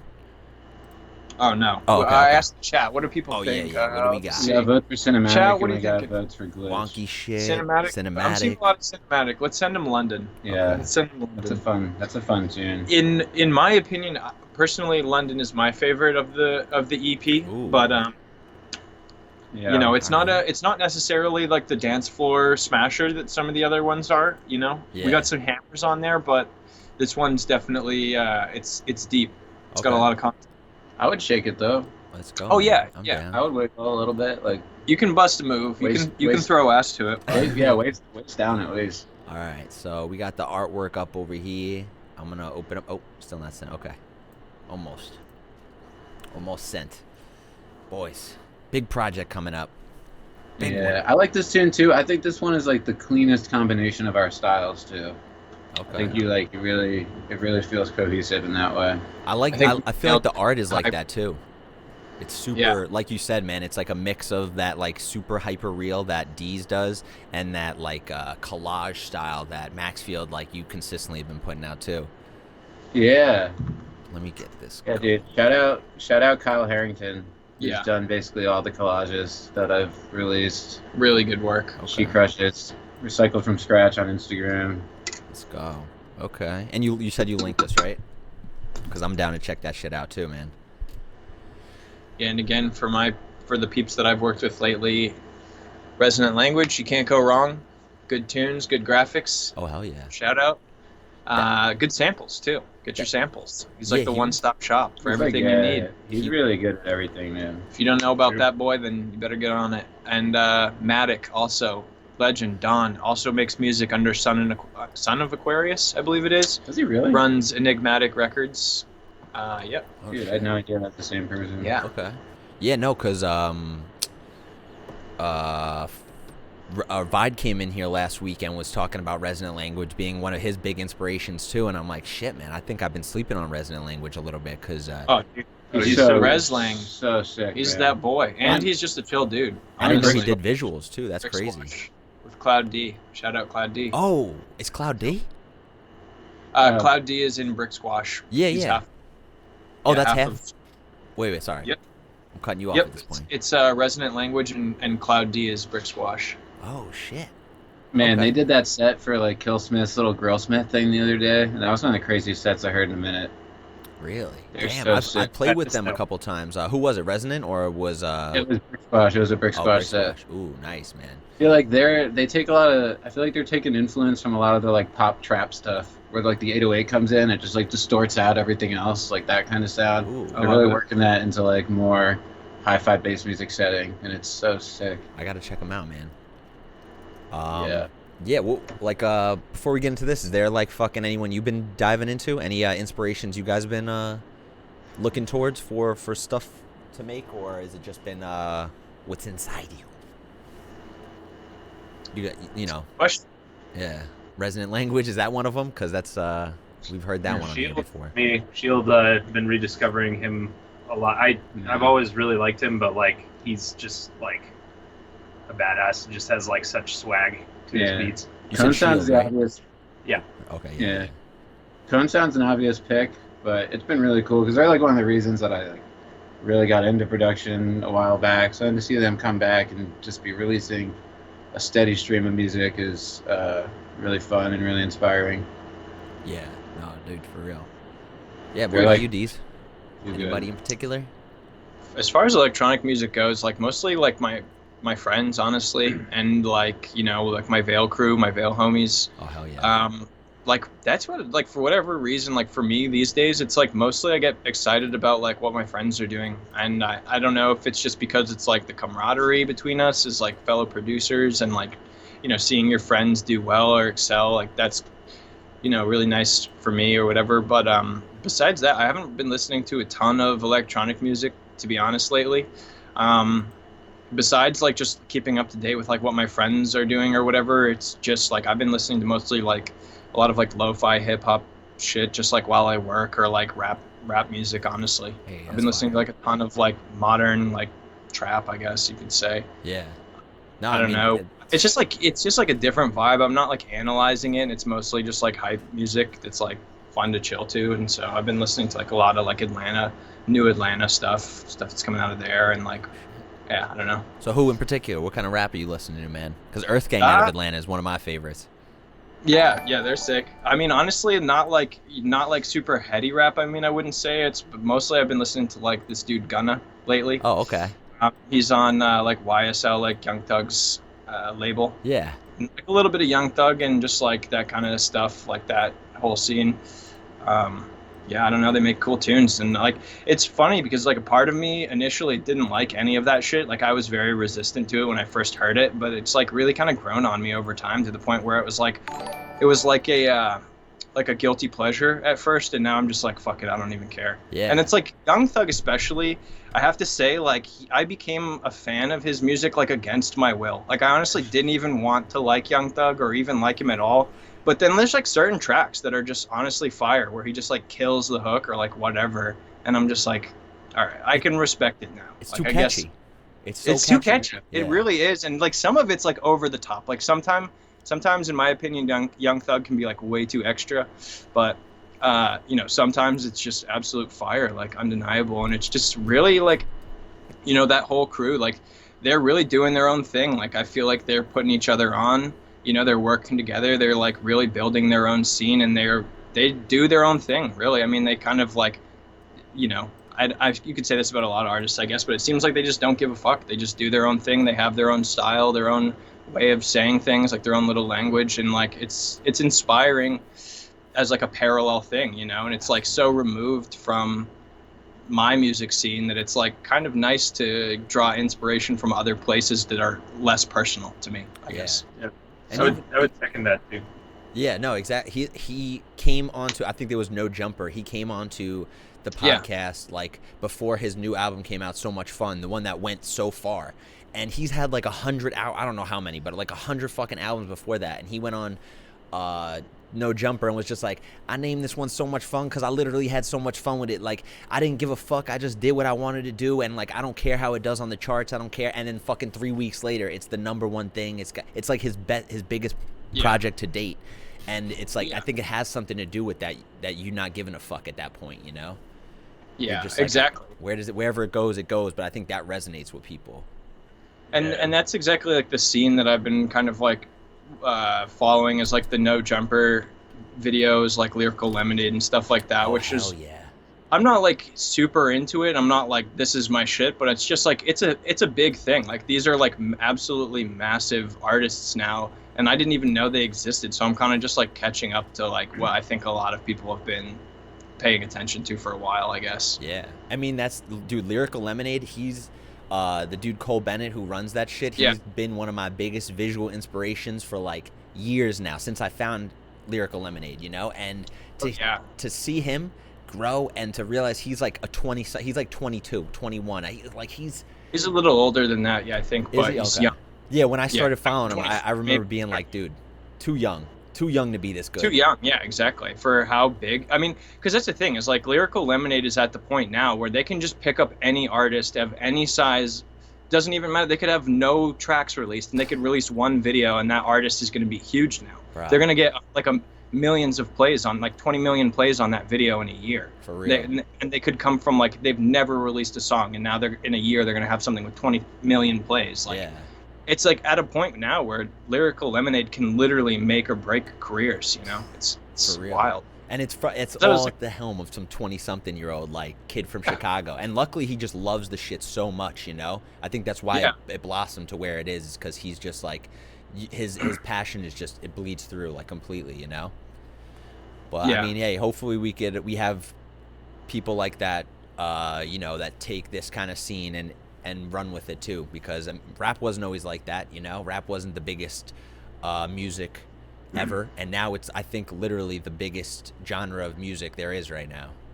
I think so. I mean, yeah, and if you look at the videos for Lyrical Lemonade too, all the artists are mad young. Like a lot of those artists, they have like 8 million followers on YouTube, and they're like 23. Dude. And I'm like, how the hell? Or like 21.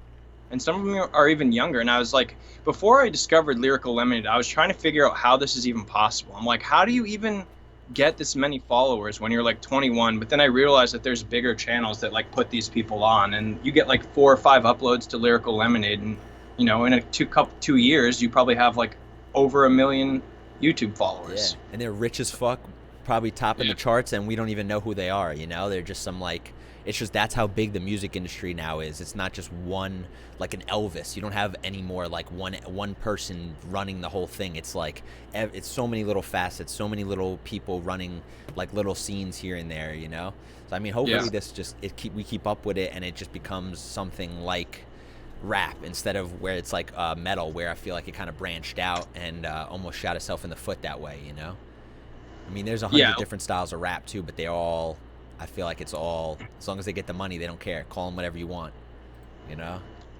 Oh yeah, I think electronic music's not going anywhere. I think it's getting bigger, and it's yet to see the biggest point. And I think just strictly due to how accessible it is to be an electronic music artist versus like being in a band or any other thing, it's just going to promote, you know, electronic music, and it's going to become much more prominent. Yeah. No, hopefully. Yeah, it's just, I don't see it going away, but... You know, like, I think it just needs the Lyrical Lemonade type people and, like, other little facets like that. People just that love the scene so much, they put it on their back, you know? And it creates a whole nother avenue for people. So, I mean, that's why I think I like these conversations with me and you too. And, you know, luckily we got these two beautiful gentlemen over here too now. But I think it's just, like, avenues for...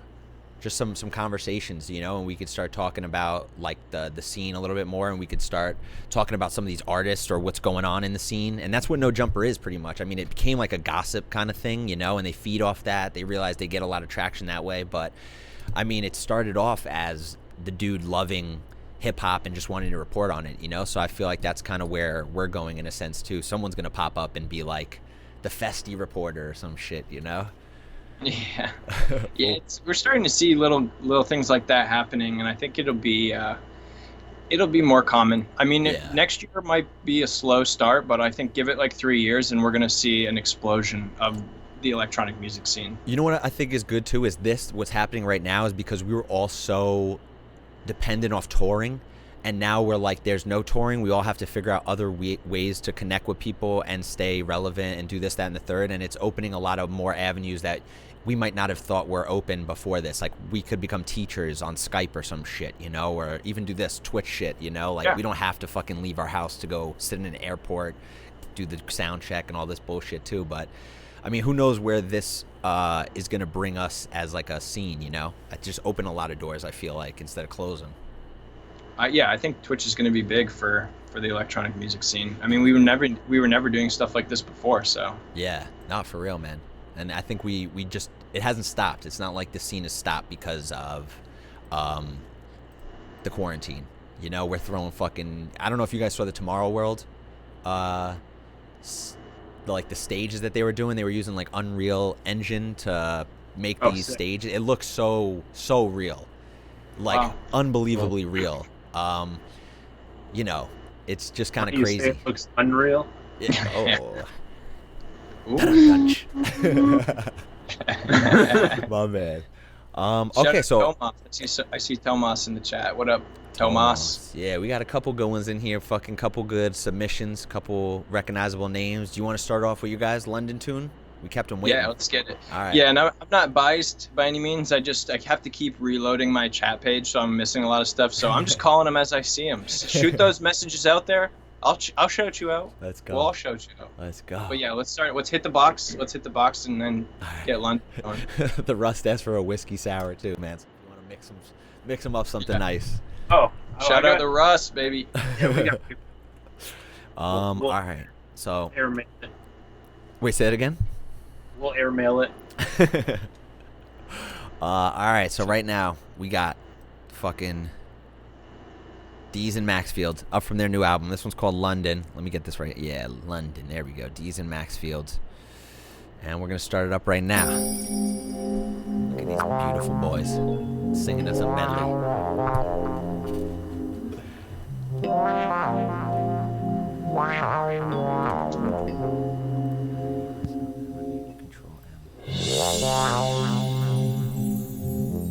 Oh wait, can you hear it now? Okay, hold on. Let me try to.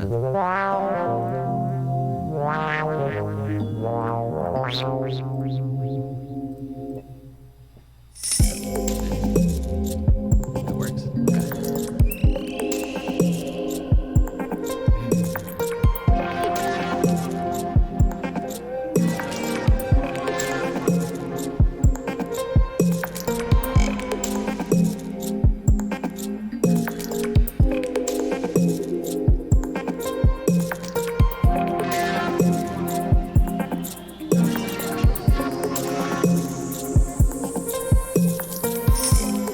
Brand new one from the boys.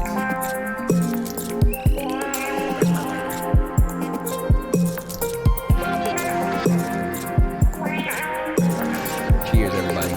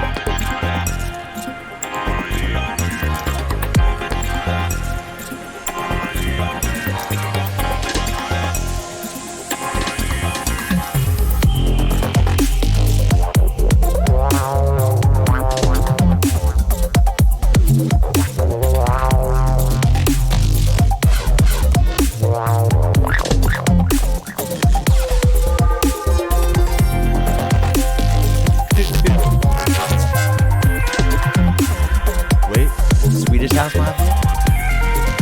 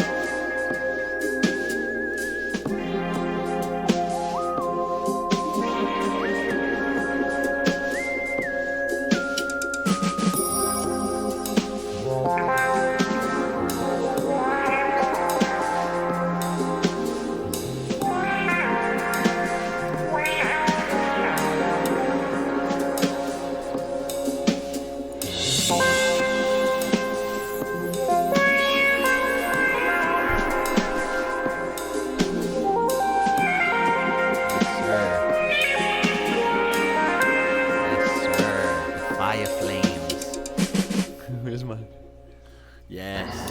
Yeah. Nice. Yeah, we're a little late on the lighters, but you know the vibe. Nah, I You know definitely that know vibe. Was that Oh, shit.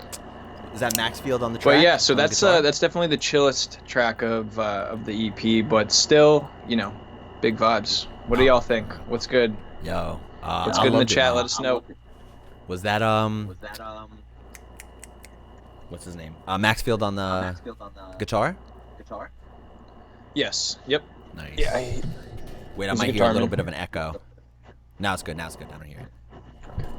But yeah, man, that was gas, man. So the rest of the EP is a little bit different.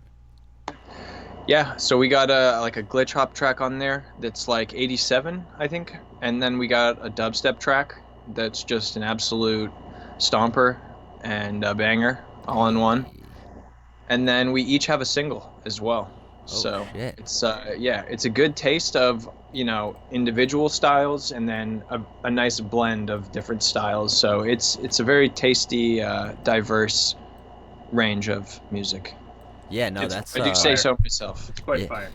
Hey, so I like the blend, man. You guys definitely have pretty diverse styles. Deez, you always touch on like whatever you're feeling. I feel like you nail whatever you try to set out to do, and I mean, you really lean in and kill the fucking neuro side of things, those kind of basses, whether it be like the 70s stuff or like the 85 kind of shit. You make it sound pretty cohesive in that way too, like just neuro-y and stuff. But is this more of do you have like Maxfield's instrumental on it, or is it like him leaning into the production just as much as well, or like what was your creative process like for making this kind of thing?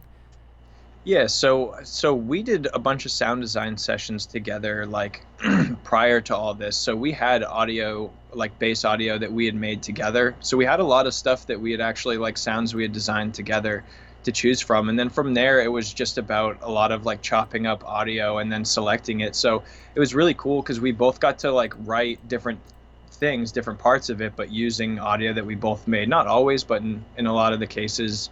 And then, I mean, Jake's definitely a lot better with like writing melodies and like lots of layers of different like melodies and harmonies, excuse me. And I definitely tend to try and focus more on like the bass stuff and the sound design stuff, mix downs and things like that. So I think it's a good blend, but I do try to like step out of my comfort zone, and when I collab with another artist, like I try to do some of the stuff that they do, so that somebody listening might think, oh, that's obviously the other person, but really it's just me trying to practice that technique or whatever. Yeah, man. So, And Maxfield, is it the same way with you, or you just run off and make a margarita? Is that the same way you collab too? Just go out and nail it. You get something in your head and you just got to do it. The marg's definitely important, man. It's definitely an important part of any collab, I'd say. 2 straws, preferably. But Ooh. yeah, I mean, working with Andy is really great for this reason. But like you said, I try and collab with people who I not only like really like what they're doing, but I feel like we like complement each other well. You kind of have to have that push pull in a collab where, like, if you're both trying to do every single thing, it might end up more convoluted than anything else. Yeah. So sometimes you just find somebody where you really have that kind of back and forth, and everybody's still doing a little bit of everything, but you learn the most that way too, because you're just like exchanging tricks, and it was a really fun process. One thing I will say, working with Jake is like, it's really hard to find somebody who is like as consistently quality with their creative like stuff. Like basically, like it feels to me like it's really easy for him to like lay down an idea really quickly that's really good. Like sometimes I have to struggle with like creating a new idea. Like if I'm trying to write a new melody, or I'm trying to write like even just a new like groove for a track, or a new drum groove, like sometimes it takes me a while to like cycle through and get something I really like. But he's really got the ability to just kind of like, we talk about an idea and he's like, oh yeah, something like this, and just jams it out really quick, and then it's just like boom, we're off to the races. So that for me has been awesome, because like creatively, whenever we get an idea, we can just like kind of run with it super fast. So I think that's one thing that has been great about our collabs. Since you guys all live with each other, like, do you pick whose station you guys are going to work at, or do you stem it out like and then send it to the other person's station, then run over there, or like do you guys work on it individually or separate, or what? Living together must be weird. Yeah, pretty much all of the above. Like it's everywhere, anywhere. We've produced in all of the rooms, and like, yeah, It's a cool mix, though. I remember when we were working on, it might have been London, but we were working on one of the songs, and we were working here in Andy's studio where we are right now. And I was like, fuck, man, I have this idea. I was like, honestly, just send me a bounce. I'm going to go to my studio. It'll take me like 20 minutes because I knew that I had the tools there. So I would just like run down the hall, whip something out. You bounce out a clip, throw it in Dropbox, come back down the hall and be like, check out this. And you get that collab process of being able to work in your own space, but you also have instant gratification of then showing it to the other person and working it right in. Dude. So that's pretty cool. I use a lot of contact stuff in particular. And so when I work on other people's computers, sometimes without access to that, it really bums me out. So I'm just like, oh, I'm just going to go do this quick thing in contact and we'll just send the stem over. So who has the best setup, if there is a best setup? Like who has it best sound treated or sonically best or whatever it is? I think Jake, honestly, right now, like I kind of prefer my monitors, but my room isn't as well set up as his. I don't think. Oh shit. He's got a lot of panels in there and like a whole structure around where you're sitting that's basically got treatment on it. It's tough to say. My room, when I first moved into that room, it sounded so bad because it's taller than it is wide. So you get a lot of sound that just kind of flutters and swirls around your head and just kind of stays up there, and it sounds really boomy and terrible. So I've basically encapsulated myself into a cave of soundproofing. I actually built like a frame into the room so that I could just mount the soundproofing directly to it without worrying about our shitty walls or like things falling on my head. Oh shit. I like artificially lowered the ceiling by about 2.5 feet. Wow. I have storage on top of it. It's like made like a little storage loft up there. Dude. So it's been a long process, but it finally sounds pretty good. Dude, which is exciting. Yeah, no, I didn't even think about the tall. I mean, you clearly think about the side-by-side walls, the the one behind your monitors and in front of your monitors too. But the top, I didn't even realize that coming into your guys' house sometimes, like how tall Deez's is. I think you have something on your roof as well, right, Deez? Mm-hmm. Yeah, I got a cloud bass trap or whatever. It's like mounted to the ceiling. So is that kind of what you have, or you just went balls to the wall and built a whole little spiel? My so the room's 8 feet wide, but the ceilings are like 11.5 feet. So you get this really weird shape.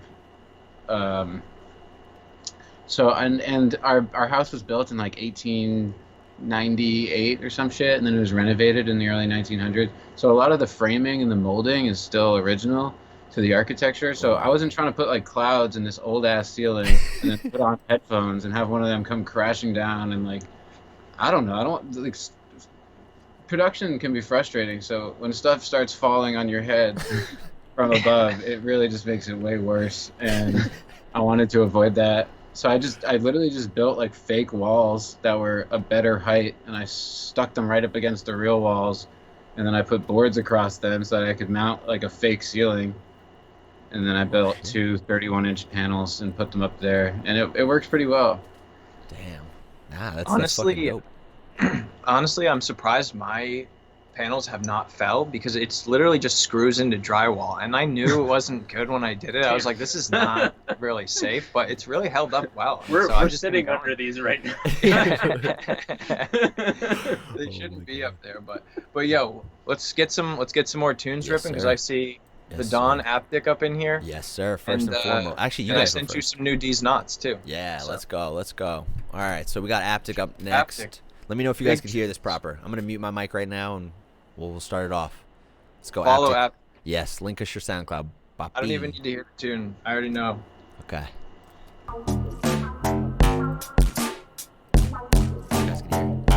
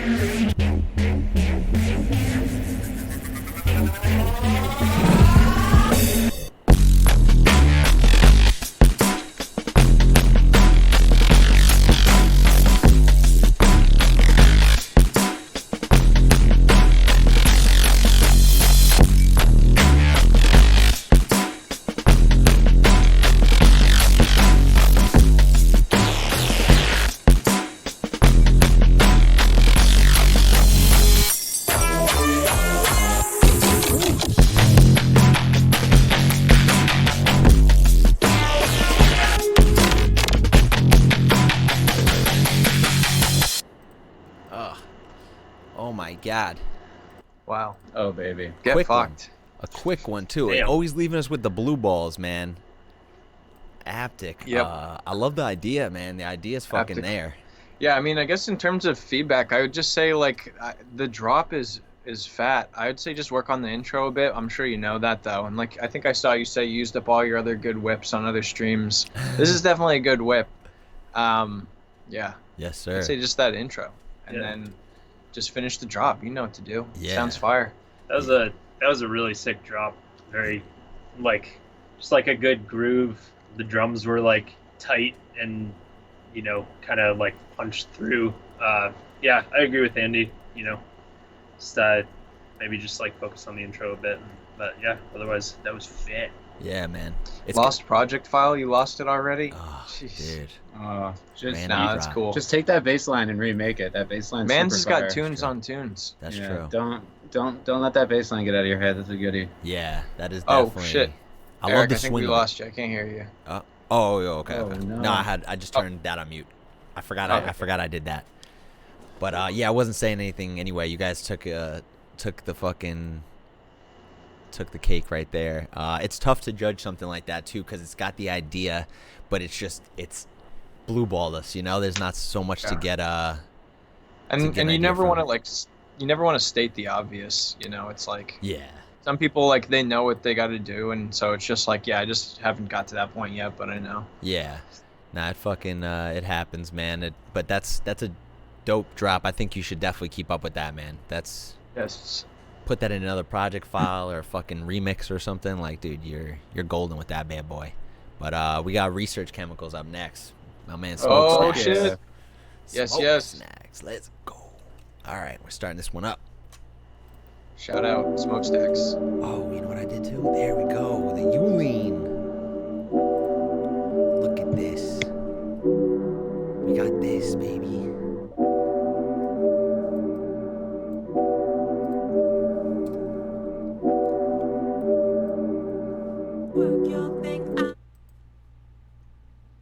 What happened? Oh. I gotta run that back. Oh my god.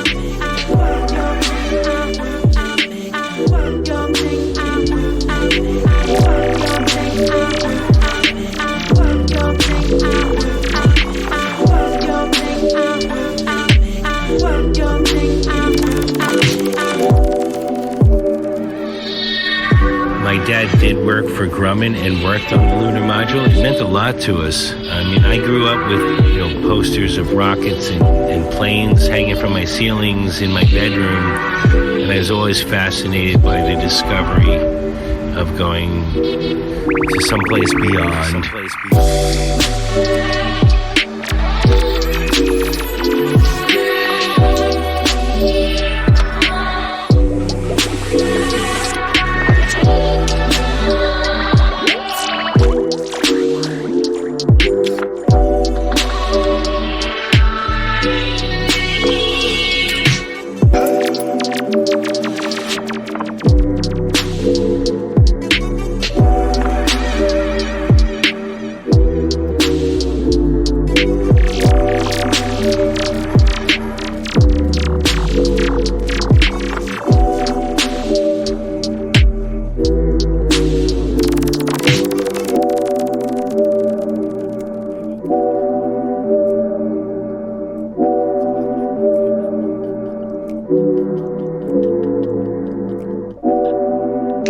Snap those fingers at home, baby.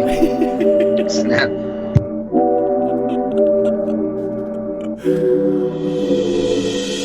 And it was really like science fiction come true. It was a fascinating experience. Okay. All right, man. Yes, yes, that was dope. Dude, Nice. fucking Yeah. sick.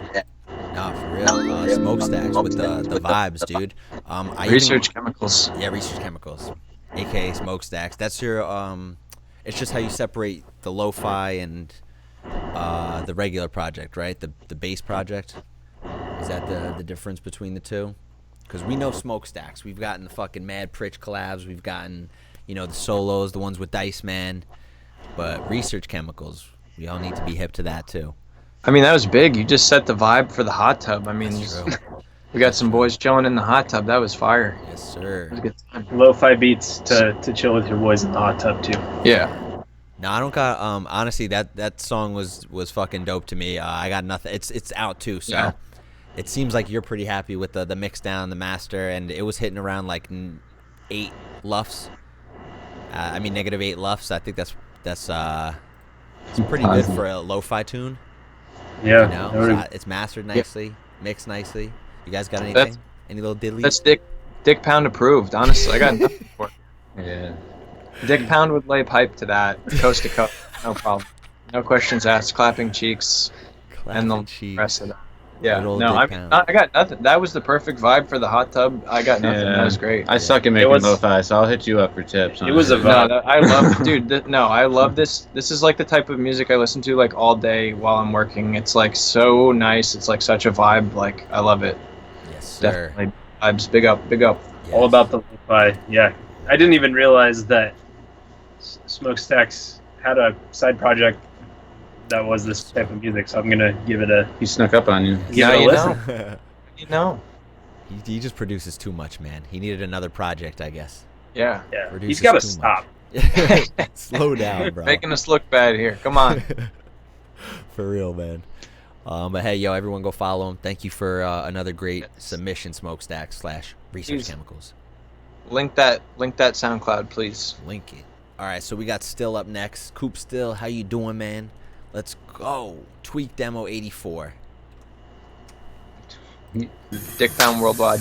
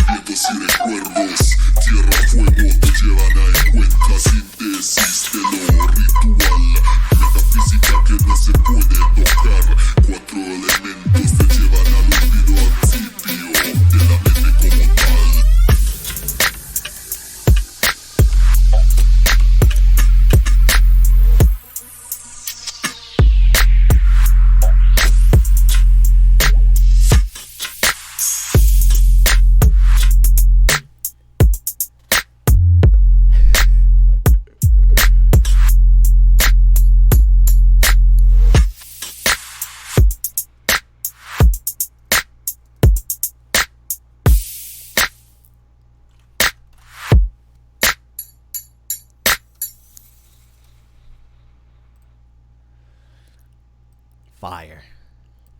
Still. Yes, With that the was fire. fire. Yeah. That was fire, and it built over time too. It just kept getting more fire. Yeah. Honestly. Yeah, I love a track with a bunch of different sections. Yeah. Really like takes you through a whole range of feelings. That was sick. That Yeah, last very part nice. I will was, definitely be following. It came Yeah. out Wait, of who was nowhere. that? Who was this? Cooper Still. Coop still. Damn. Cooper Still. Stillson. Another yeah, one. From Syracuse, Indiana. I didn't know there was a Syracuse, Indiana. Jeez, Dude. I gotta follow it too. Link that. Please link that SoundCloud. Where It's you in at? it's in the chat. Is it in here already? Mhm. Link it again. Yeah, I'll have to follow that as well.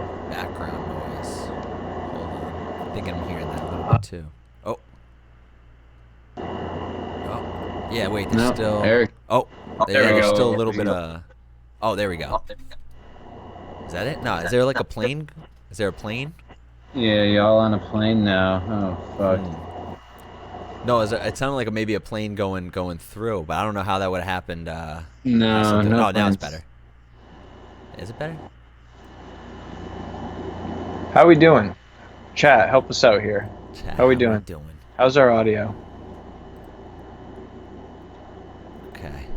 Background noise still there. Illuminati? Laptop. Laptop charger. I don't think anyone's on a laptop. Is it a little background still? I don't hear it anymore. Is an AC running? Yeah, we've been ripping an AC this whole time. Yeah, it's been running the whole time though. Yeah. You think you could wear suits like that and not have an AC going? It's 90 degrees Yeah, come around on. here. Come on. It's so Yeah, freaking yeah. hot. Yeah, it's like 90 degrees here. All right, Come well, on. I'm gonna turn the AC down. Maybe that'll stop it, and we can keep rolling. I mean, I don't hear it anymore. It's yeah, good? It's good. It's good. goes Alright, away when you sweet. talk. Oh, it goes away when you talk. So Hmm. it's not. I don't think it's us. What's going on here? Yeah, I don't know. Maybe it was when I was muted. Maybe something happened, like it was just picking up some feedback or something. But I think we're okay. I think we're okay right now. Is everybody good? Because I could hear you. Reload your pages too. Reload those pages. Yeah, I think that's perfect, honestly. I don't hear anything. I'm all the way cranked up now. All right. Well, I'm Oh. still gonna. All I think good. we should shed these jackets and shut the Yeah. AC off. All right, hey, you look sexy enough All right. for. It's time to party. Let's hit Let's the let's go. hit the hot tub and keep the tunes rocking. Okay. Oh, Yeah, jacuzzi with the guests. Let's go. These guys are getting nude. TOS approved though. Only TOS approved nudity.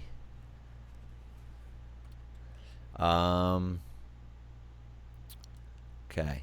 Now we're breaking into the after party territory. I'm gonna get up the next one. We'll let those guys get undressed, and then we'll break out a Deez Not tune. All right.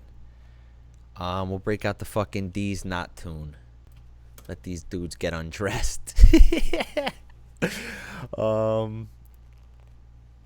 And look, they look just as good with the khakis too. No. Look at those. Look at that. Amazing. Even without the suits, looks amazing. we should get the. How's the audio now? Now I'm hearing it again too. But maybe it needs a second just to. It just happened right after you unmuted it. Well, hold on. I don't know Figure what out. happened. Let me figure around here. All right. Now it's back. Are we good? No, because I'm No. hearing it. I'm hearing a little now too. But for a second it was gone. Oh, now we're good. Did you turn it off? No, I haven't done anything. I don't know what's going on. Is there a V8 outside your door? Dude, I don't know. Here, if we nothing's changed, I don't think. Here, let's If everyone in the chat goes and makes a margarita, it'll probably just fix. That's usually what happens. Honestly, it's always like just I don't even do anything. The audio problems go away. That's usually how it works. I don't know. All right, frig it. Let's get some tunes rocking. Okay, so yeah, let's go. We'll get the tunes rocking right now. We got Neuron Soup up next. Shout out Neuron Soup. You've been in the chat since we started. You do need another margarita, okay? All right, Wes Sanders. Here's to Neuron Soup. Let's go.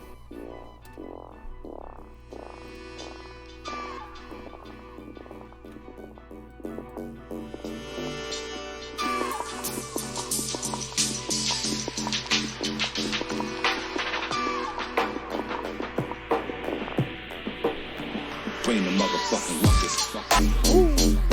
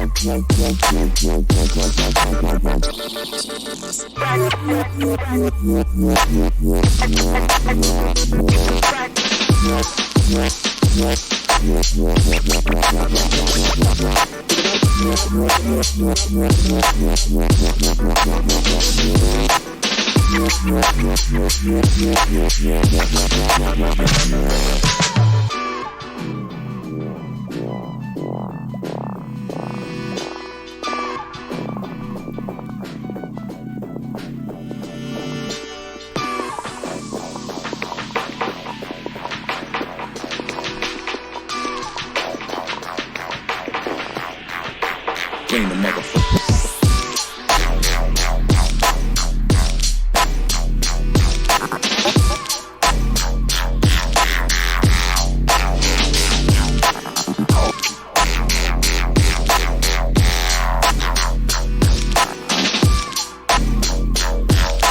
This trained in the dojo of Kung Fu.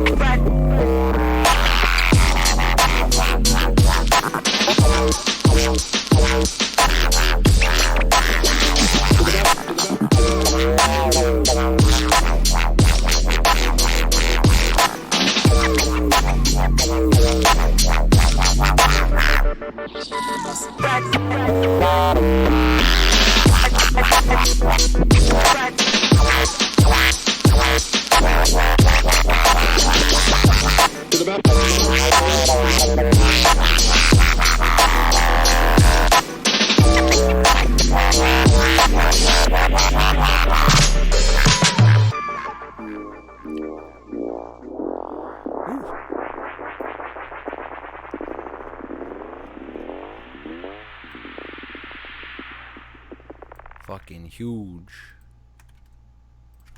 Fucking huge. Coop still, please. Link us your Oh yeah. Yes sir. Oh, yes, sir. A little bit of myself. You can hear me? You can hear me? Can you hear me? Can you hear me? Yes. Okay. That was a groove. Dude, groove and a half, man. Yeah, it's like really the all the bass sounds kind of work together really nicely. I mean, you know, they all like rhythmically, groove-wise work together and kind of sat together well. So, yeah, no, I was head bobbing. Yeah, no, for sure, man. Yeah, I didn't realize he didn't have any tunes out yet. I've been hearing the stuff through the streams. It's good stuff, man. You can definitely start releasing stuff. I think people will dig it. Oh, there's literally nothing out. Oh, 0 tracks, dude. Bristol, Tennessee, man. It's just working on it. Yeah, no, for real. I definitely think you're ready for a fucking release. If anything, man, like just start getting it out there, putting your name out there, and that shit's just gonna stick, man. It says you're one half of Hive Mind. Have you? Is that the promotion company Hive Mind, or is that a production thing? Here we go. Is that working? Okay.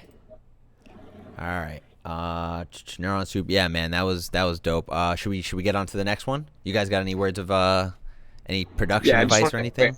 I do got to say, quick shout out Neuron Soup. Sorry, I was just checking our audio, making sure all the audio shit is good here. I get paranoid about that shit, but anyways, I think we're good now. Yeah. Yeah, shout out Neuron Soup. That was sick. Keep them coming. Yeah, man. No. And Hive Mind is him and Cause and Effect, dude. Cause and Effect is also fly. I've seen Neuron Soup tagged them in the chat. They're also very dope. Yes. Nice. Oh, yeah. That song was actually with Cause and Effect too. So I guess this is a Hive Mind tune, or you guys just decided to separate it? Cause yeah, that was fire, man. I'm looking forward to hear more Hive Mind, I guess, if that was the both of you. But hell yeah, man. We'll get on to the next one, Neuron. I hope you linked your shit. Yes, you did. I think. No, that's Coop. Yes, sir. Neuron, please link your own SoundCloud, because that was dope. All right, so we'll do one more, and then we'll get into a Deez Knot, and then keep it running. We got Southam. Southam up in this motherfucker.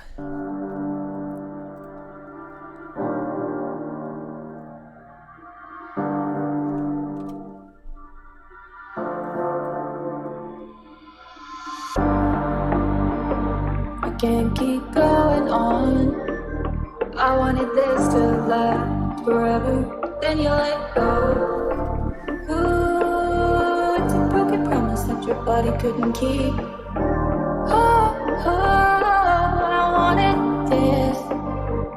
I want it, yeah.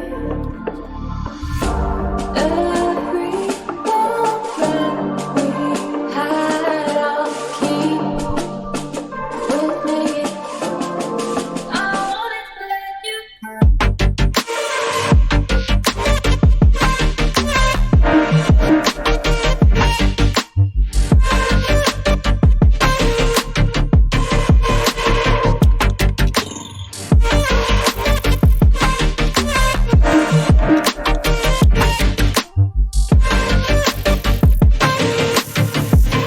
Let me go. Everything you said to me feels far away. I wish I could stay and not forever.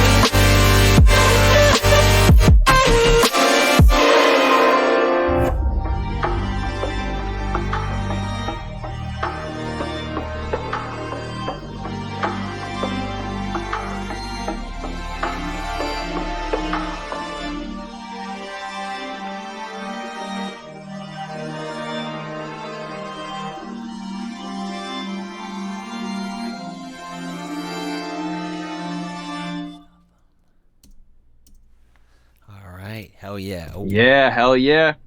look at us. We got the I was lufts on that, feeling that. one. And That that was one, sick. Very like melodic, and I guess the one thing I would suggest is maybe just like add like a little bit more like space to the intro underneath like the vocal passage, and like I think some cool atmospheric stuff would be cool there. But yeah, it was a pretty dope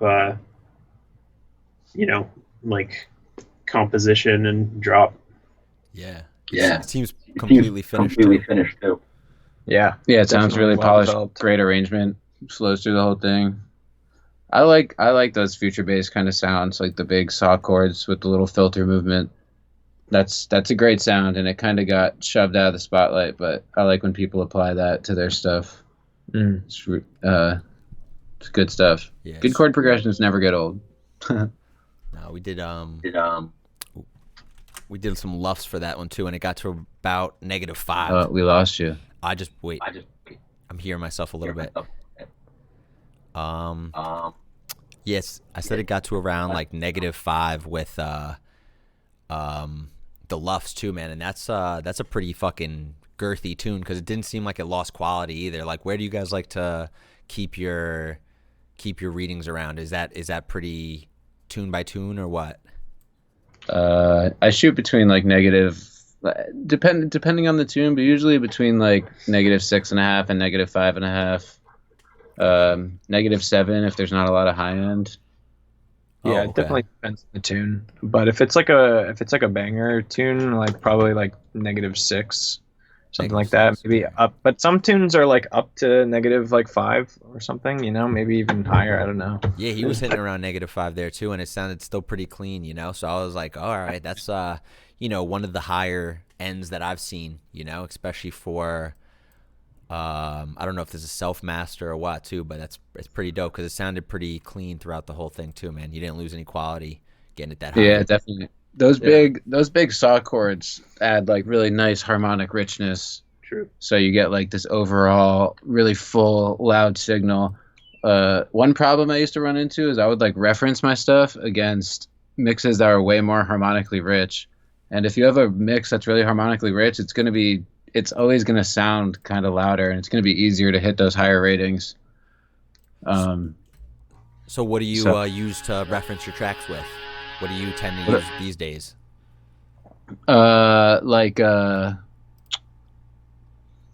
Like tune wise or like plugin wise? Well, whatever because I mean, you guys mostly kind of mix and master, or have a pretty good sense of that shit. Doing it yourself anyway. Like, what do you reference to, even like for mix down wise and stuff?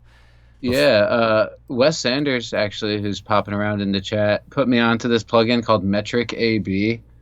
And similar to what Josh was describing with RX-7, you can just drag in your favorite songs, and it does like a side-by-side comparison of phase, volume, spectrum, all this really great stuff. So that's been like one of my main mix tools.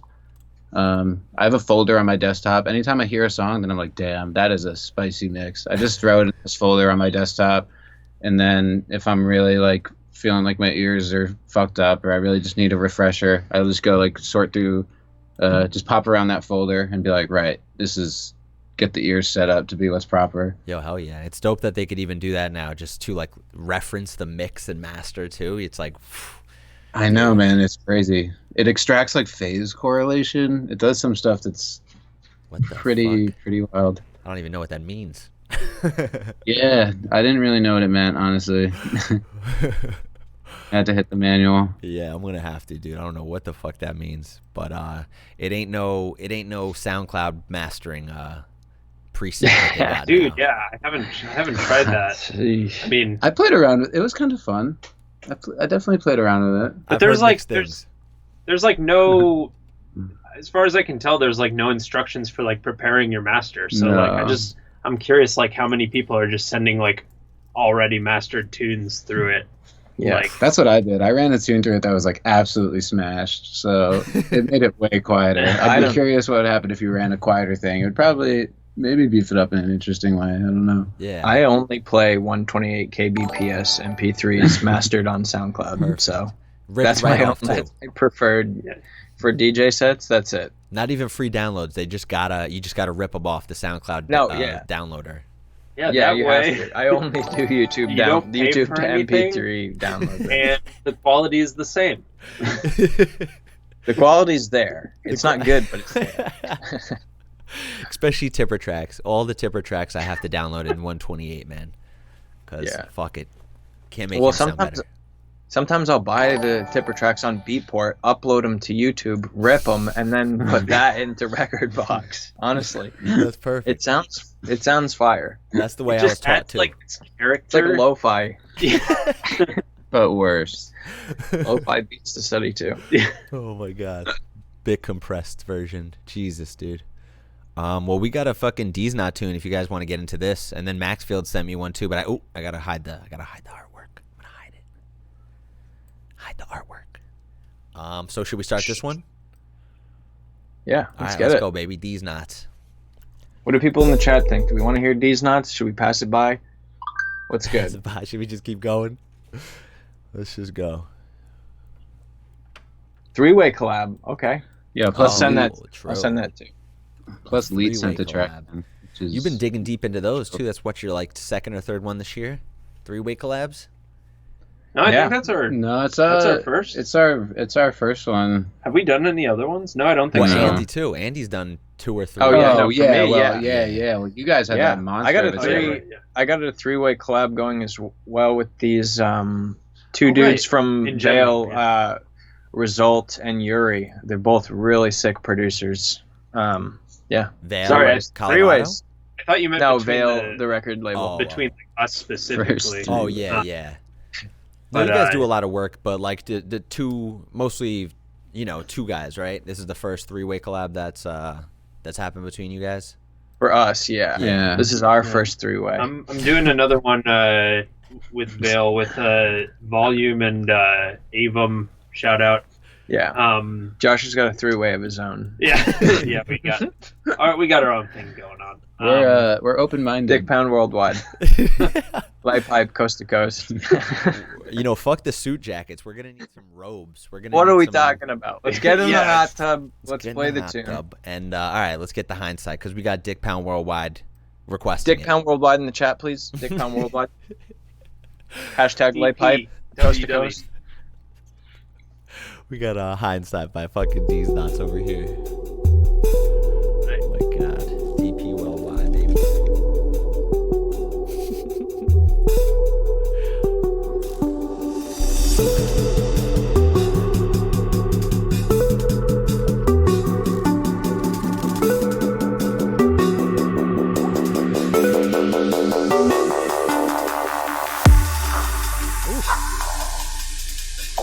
I'm liking it already.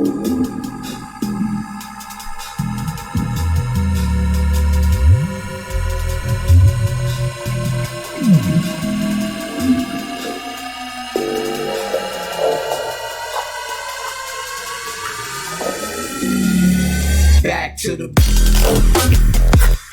That's right.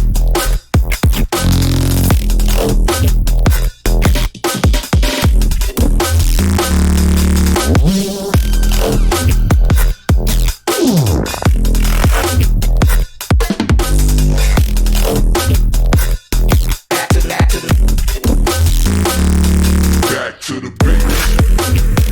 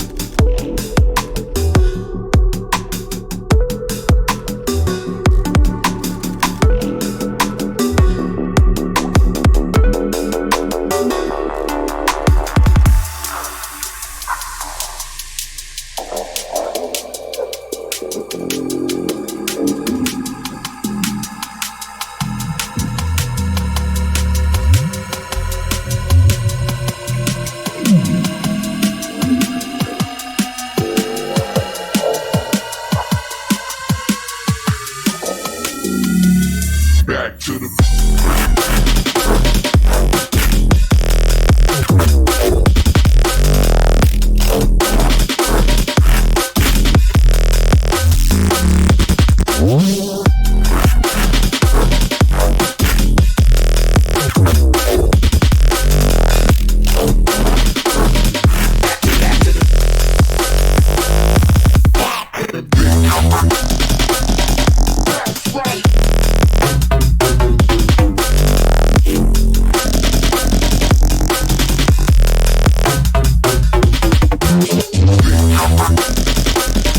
That's right.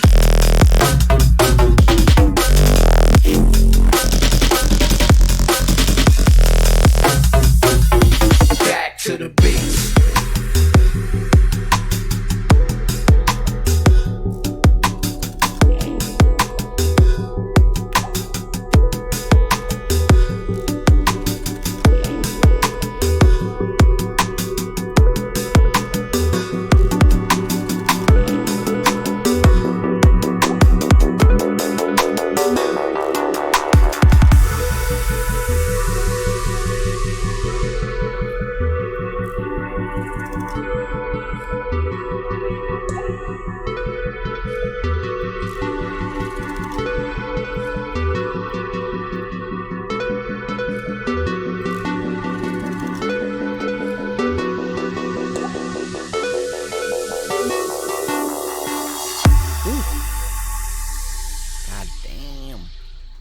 God damn. God damn.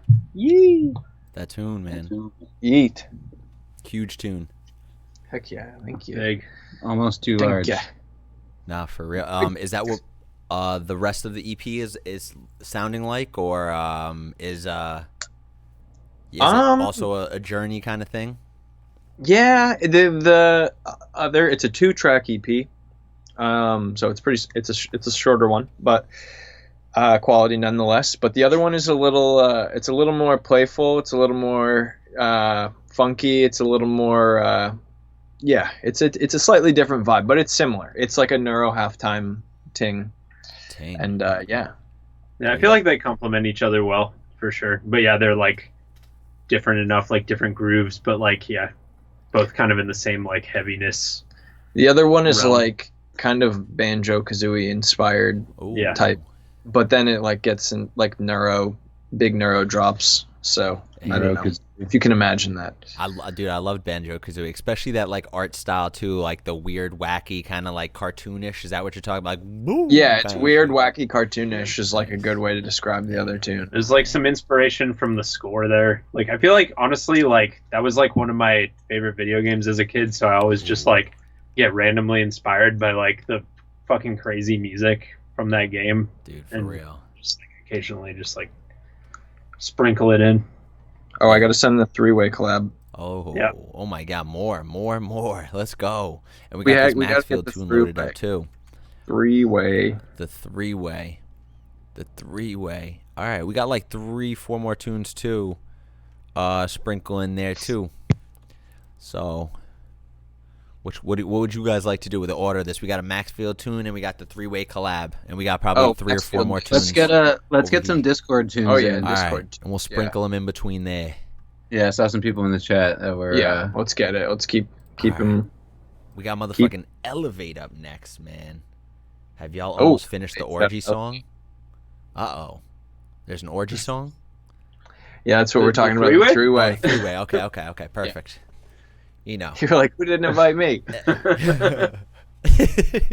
Yeah, 3, that's a 3-way. An orgy, I mean, if I didn't get the invite, come on.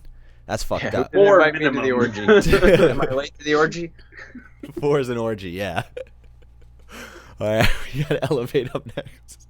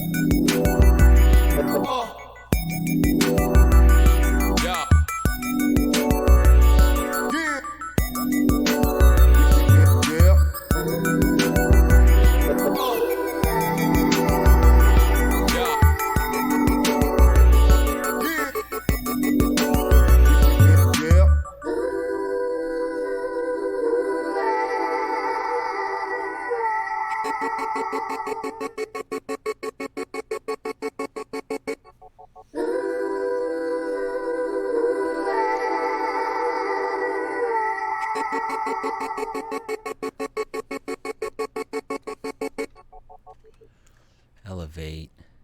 Always coming through with the vibes, my man. Damn. Simple, effective. You know. Yeah. Yeah, that's some good stuff. Do you, assuming the person who made that is in the chat, it reminds me of two artists that I super like. Somebody named Sweet Valley and somebody named Vondel Park. Both of whom I think are phenomenal. And that's like right up that alley. So I'm definitely going to be searching that out and listening to that. Yo, definitely. Man. You say Elevate? Is that how you say that? Yeah, it's L. Yep. Yeah. I can link it too if he's not here. Yeah, definitely send the SoundCloud link because I would like to. I'd like to put that on, make a little green tea in the morning. You know, maybe sit on the porch, think about life. Yo, that's amazing. It's important, man. Reflection. Yeah, that's big compliments right there, man. That's definitely important. I would smash tea to that song. You know who else would? Dick Pound. Yeah, Dick Pound would. He wouldn't smash tea though. He would smash other things. He's way too. He's way beyond that. I'm just picturing like a Hulk, but it's Dick Pound. And he's just like Dick Smash. That's what we thought his name originally was. Right. He was originally Dick Smash. Yeah, Dick Smash. That would have been cool, man, too. Dick Smash. Yeah. I'm sure that's a totally different type of vibe, though. That's like who's the guy that's like, this town ain't big enough for the two of us? Who's God. John Wayne? I don't know. Is it John Wayne now? Maybe. I'm thinking of You Feeling Lucky Punk? Fuck, what's his name? Clint Eastwood. Clint Eastwood. Yeah. I feel like Dick Smash would be a Clint Eastwood looking like a kind of guy. Very serious, down to business. Yeah. He's got a scowl. It's hard to top Pound though. Dick Pound. I don't know. That's good. That is good, man. That's too good. Oh. Oh yes, we have to export the three-way. We have to export the three-way. All right. So right. All right. We could keep going a little bit. We got two, and then Message North, and Lead actually snuck one in too, bro. So, let's get up to the Rubik's right now. Fucking Elevate. I don't know if you're in here to link us your SoundCloud, brother, but oh yeah, DB Rachi. Yes, sir. It's not Elevate. Raptor already linked us. Thank you. Okay, we got Rubik's up next.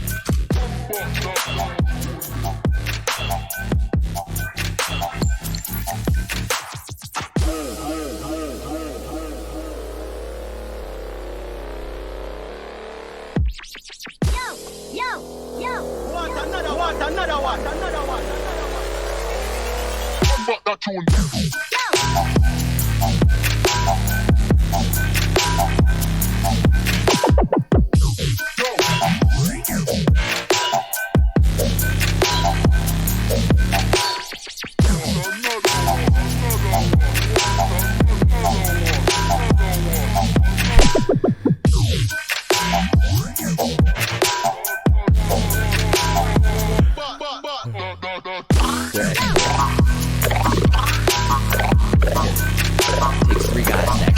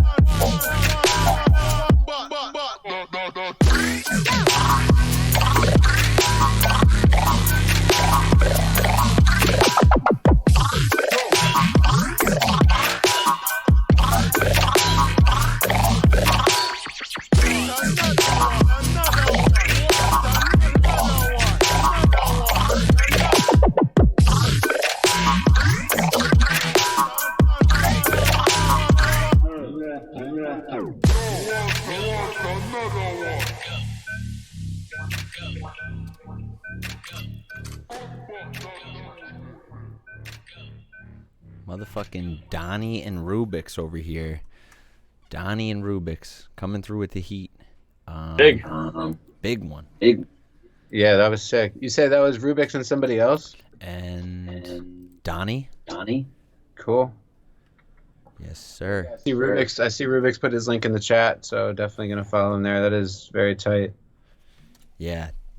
All the tunes are super fire tonight. Dude, so well produced, so just quality right now. I don't have.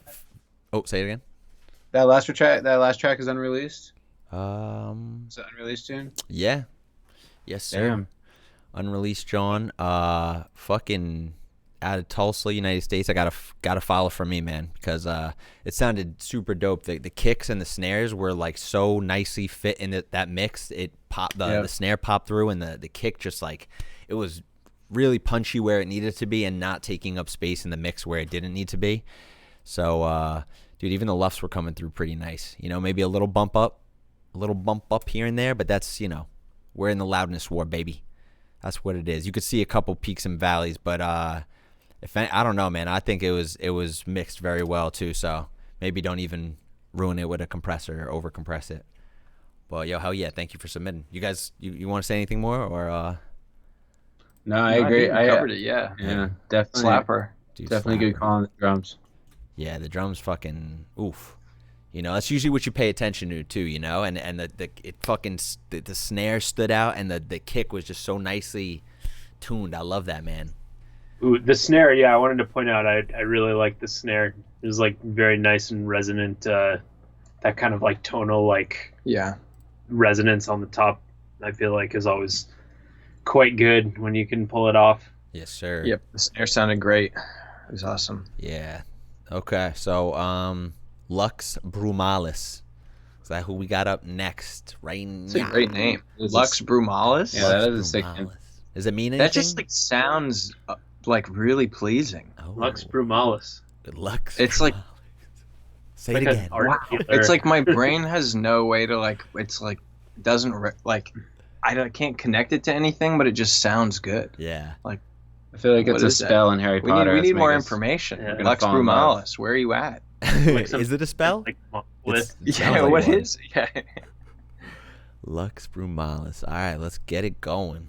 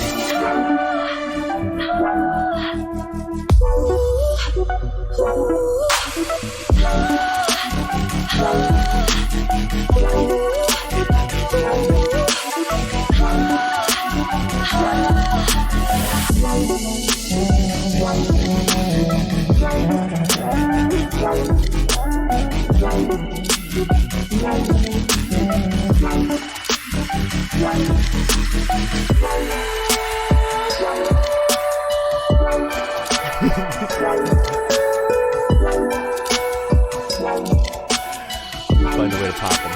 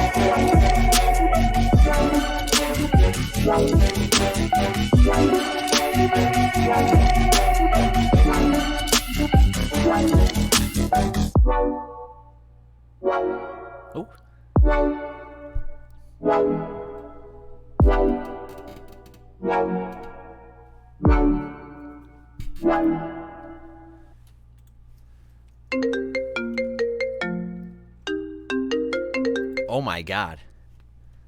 That was I love that bit at the end there. Well, yeah. I was like, sample. oh, That my bit phone? at the end. I was like, who? That was like, big. Is it my phone? What the fuck? Big tune. Honestly, though, that ringtone is like a fire beat, but this one was fire too. Yeah. Yeah. Um. Hold on, reload this shit. Yo, check. Fucking- Oh, hear myself. Why do I hear myself? But yeah, no, that was dope, man. Lux, fire, fucking fire too, man. It was vibes for sure, dude. Sent us right to the hot tub, and I love it like builds, you know. It just keeps building, like that other one, that dancey, that whatever the. I guess it's like future. I guess that was that was future bass before, you know, future bass, that kind of womp. I love that shit, man. It sounded real clean here. Used it very tastefully. Yeah, man. You guys want to say anything to Lux Brumalis?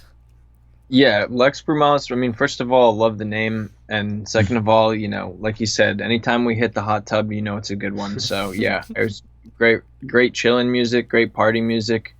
Crack a cold one or a room temp seltzer to it. So yeah, it's good. Big up, thank you. Damn. Dig those chords for sure. Always a good move with the just kind of synth sound with like some good filter, like automation or whatever it is. Yeah. No, just simple. You know, it's you don't need to overcomplicate that area of it too. But yeah. That, the writing was really good, though. I think that's one of the strong points of the track for sure. Yeah, like the vocal elements, the teases, and it's nice. It's a nice gradual build. You could even see in the like beginning right here. It's nice and gradual, but there you could see some peaks too. So I guess just comparing it to, you know, a fucking Maxfield or Deez or whoever we just listened to too. You know, it just was a little bit louder on the scale of things, you know. So I mean, you could probably push that one a little bit louder, but that's all you know. Take that with a grain of salt too, you know. You don't have to push everything up to the fucking limit, the compressor limit, but you know, playing it right after another song or mixing it live, you might notice disparity in volume, you know. So maybe just push it a little bit harder and see if you could hit the compressor or whatever was your master a little bit harder. But it sounded fucking good, man. Sounded dope as shit. The idea was great. The fucking song is it's a vibe. But we got Message North up next. You want to get into this one? Oh yeah. Big boy. Let's go. All right, let's go. Thank you, Lux. It was so hard while we endured. I'll never go back, or I'll be attacked. Familiar face, never go back.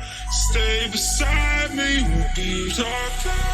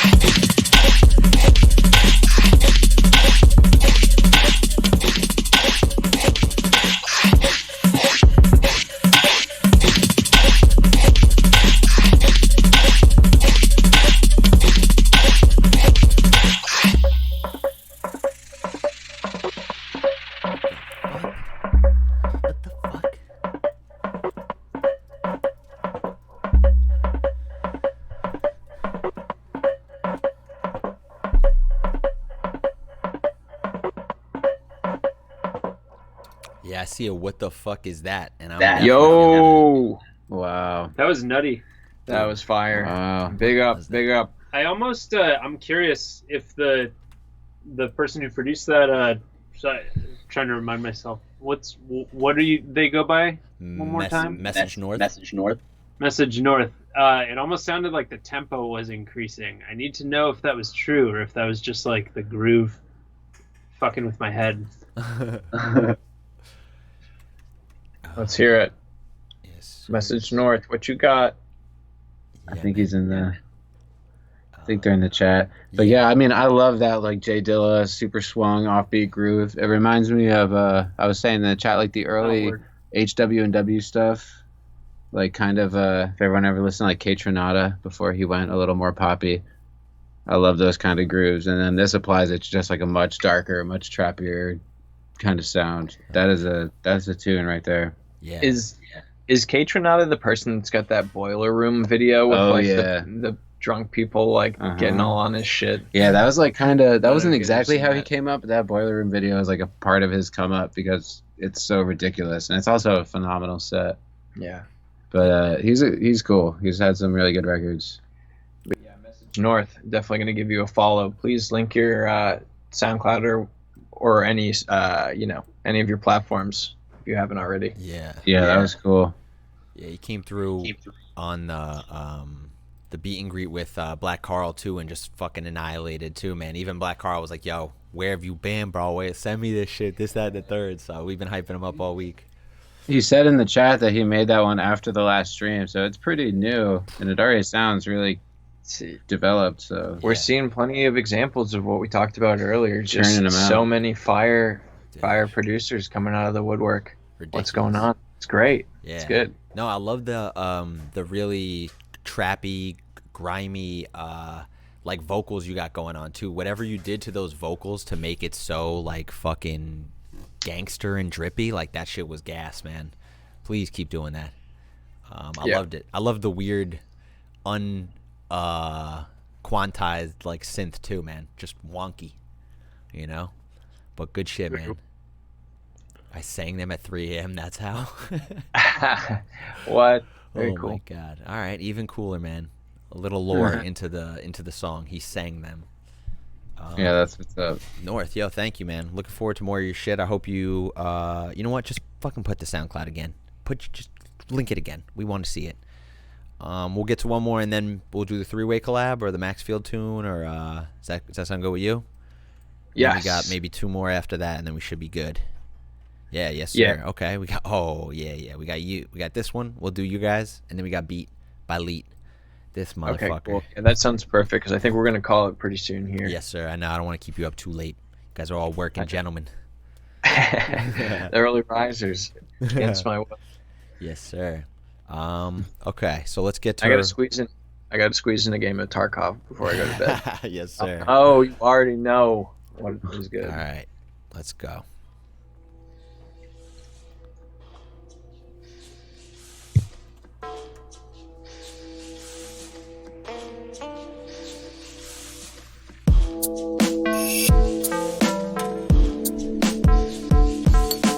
What if I can't do this?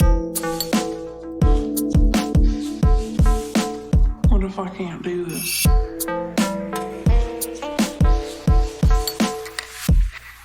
This is crazy. I don't know shit about fuck.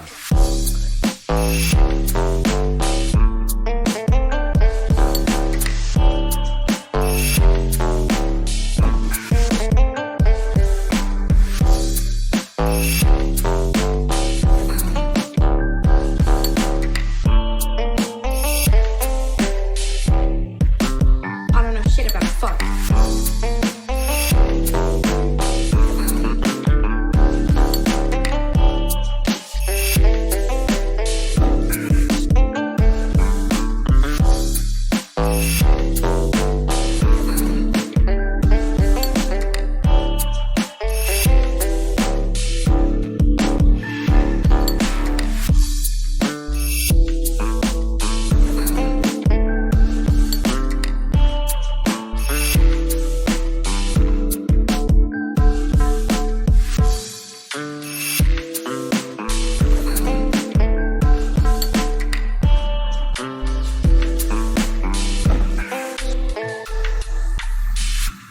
crazy. I don't know shit about fuck.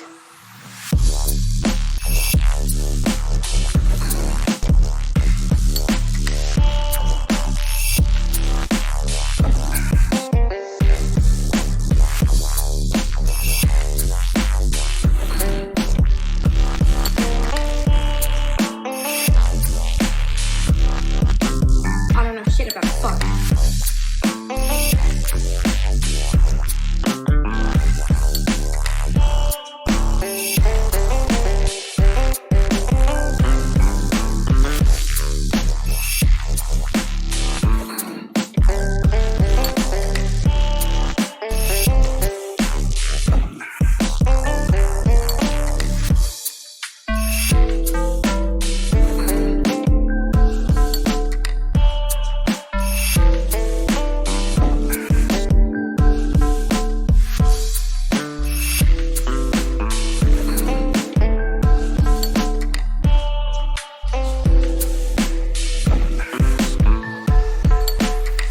This is crazy.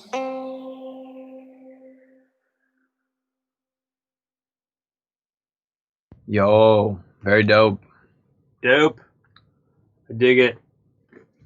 The one thing I would that stood out to me was between like the kind of like more chill, soft part and then the like banger final section. I feel like there could maybe be like more of a build up. It kind of feels like it just goes like a little suddenly into that. So I feel like kind of extending the build up between the softer first part and then the heavier second part could just kind of help with like the tension a bit. Yes, sir. But yeah, other than that, I don't know shit about fuck. Yeah, I love the vocal sample. I love it. I don't know shit about fuck. Yeah, nah, and I don't know shit about fuck too, but I like the guitar sample too. That like real chill, nice. Yeah. It ties it all together nicely too. It's not like it's out of place or anything. It's really dope. Yeah, that like Western kind of guitar over heavy bass is such a good sound. Yeah, I like that. and it says pre-master right on it too, so it's not even like, I think it's a pretty good mix down. It looks like it's pretty thorough through and through. You know, the snare and the kick and everything fit very nicely, and that's it looks like the sub bass has a very nice easy time fitting in there too. It's a pretty bricky thing. It'll only get brickier. But yo, good job, man. Good. Hell yes, job. good job. Yep. That is Dick Pound insane. approved. Dick Pound approved. Yo, I'm hearing that's Chesco though. Was that is that fucking Francesco making this tune? Oh, Colorado. I don't know if he's from Colorado. That motherfucker. He's from New York. If he's repping Colorado, I don't know. I don't know about him. But know. Okay, yeah, we did have one more sneak into A-Dad, so we got yours and then two more if that's cool with you guys. Oh yeah. And we'll fucking all right. So you want to end off with you guys, or should we do the two more, sneak in two more, and then let's rip that Maxfield tune, and then rip the three-way, and then we'll call it. All right, we got We'll lead. just churn and burn. Let's churn and burn, Churn and baby. burn. We got lead up here. We got motherfucking Churn lead and up burn here. them. Music to lay pipe to. Coast to coast. Hashtag coast to coast. You know what I'm talking about. Dick Pound Worldwide, baby. Dude, Dick Let me see it in the chat.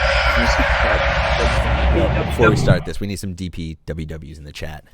Yeah. DP Dubs. George DPWW push. DP Dubs. DP Dubs. Let's get it. I don't know.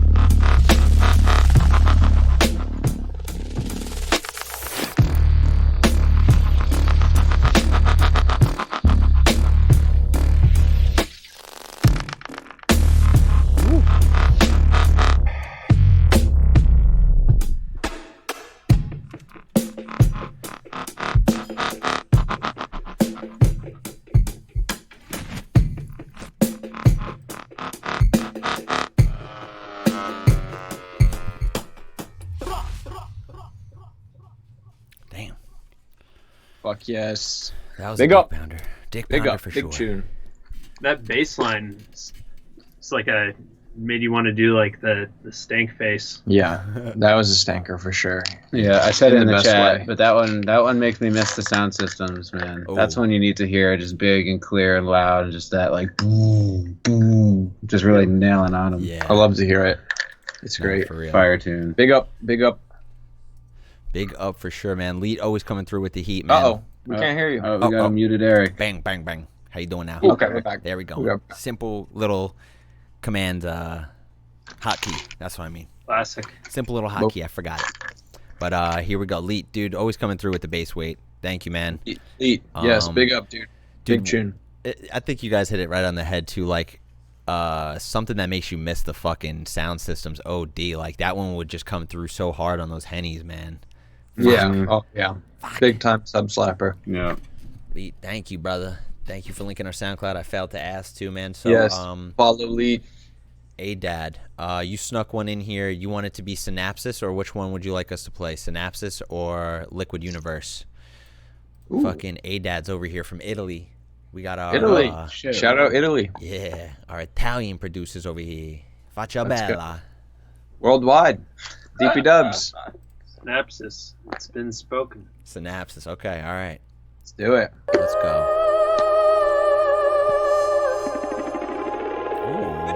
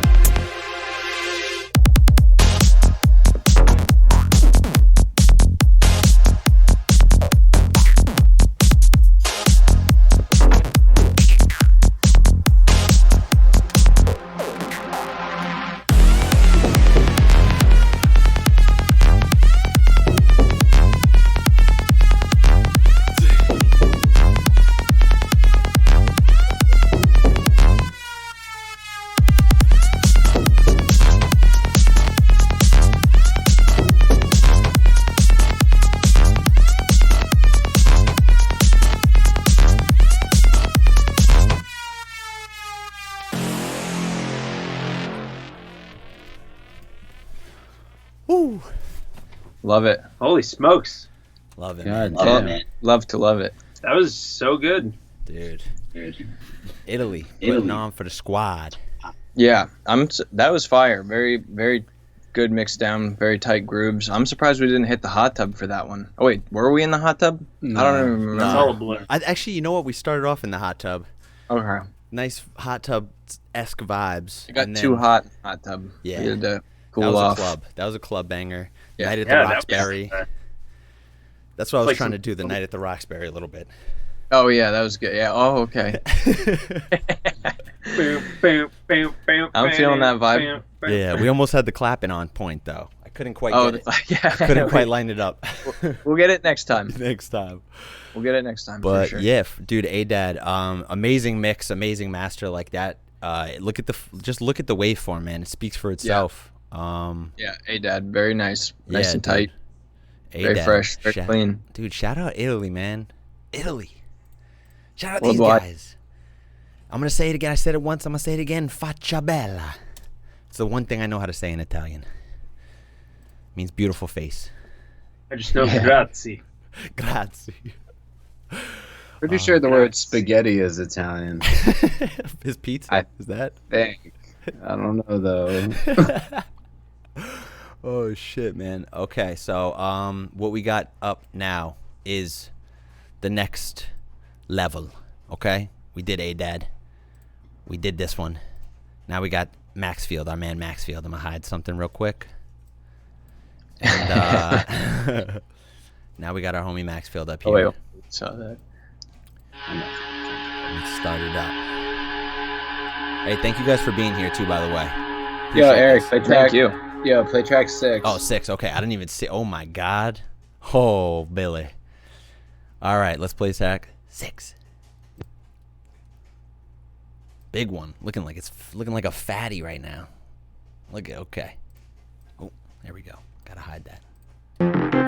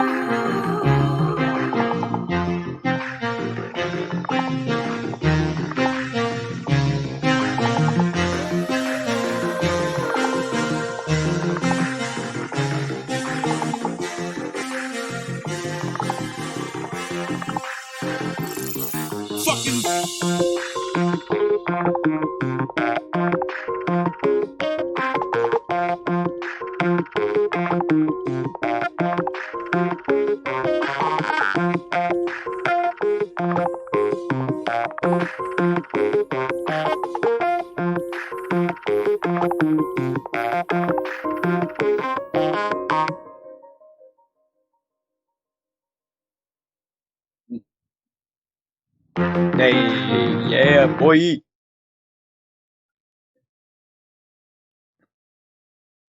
Oh yeah, man, of course. Yeah, please do. Yeah, please check it out.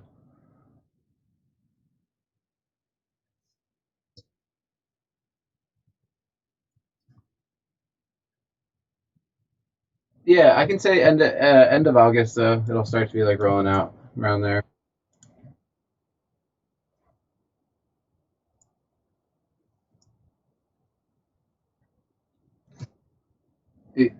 Jesus. Okay. Yeah, I just asked him when his EP was coming out because he sent us a whole little. He sent me at least a nice little playlist of tunes that I asked for permission to listen to, and just naturally after that, I asked him if he knows when this is coming out, and he said after August. So I don't know if you could hear him or not me too, but yeah, that's. So it's is it Perspective? Both of the EP releases are perspective dates, or are they locked in beginning of August? Yeah, end of August. We're locked in for August 4th on the collab EP between Deez and I. Let's go. Then I'll be putting out some more stuff towards the end of the month. Okay. Can hear Maxfield. Can hear. Okay, all good now. All right, word. I got a little. But hey, we're waiting on the 3-way collab too right now. So. Oh, I just sent it. Nice. Just Let's sent. fucking go. Okay. Let's I was get gonna it. say we're gonna end these people off with a Treyway. It's called the Stanker Circle. Oh my god. That's not the real name. That's actually what my first circle jerk was called too. The Stanker Circle. The Stanker Circle boys. That's what we used to call ourselves back in the day. I'm not even really sure The where that Blazer came Boys. from. Wow, we've come a long way since from the Blazer Boys to laying pipe across the coasts. Been a journey. Wow, and now a we're real here. journey. Stanker Circle. real. It's been full It's where we Stanker live. Circle it's like journey. the center of the maze. It's the, I don't know. Yeah. The Stanker Circle. For All you right. Westworld Alright. fans. So All right, enough, this enough is talking. no Let's get to close jerking. out. Is there a prospective release date on this too, or you guys? No, not yet, but Okay. it's still not quite done. So yeah, this is a whip. All right. So All right. Let's treat hear it it. treat it as such. You know, Okay. The it's only Stanker like Circle. 2 sessions. I think 2 sessions on this track. So Ooh, but- okay. yeah, I mean, All right. Well, let's get into it, boys. let's get it. Okay. Okay. There we go.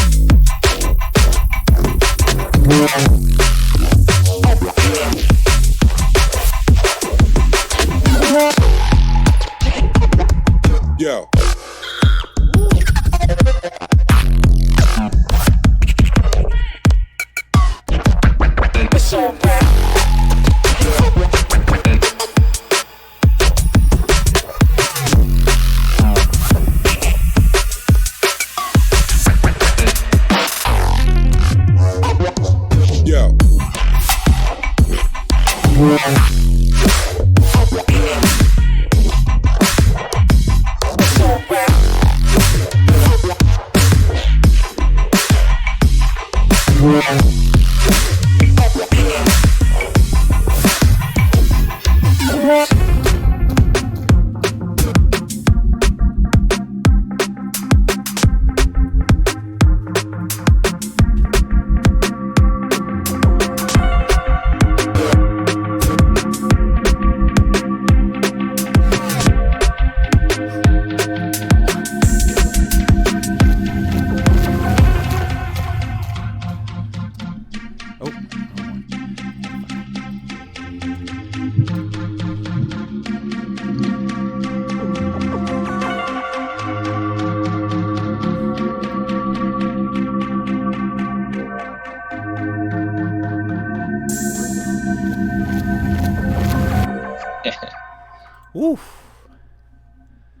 Girth Gang, God damn. we love you so much.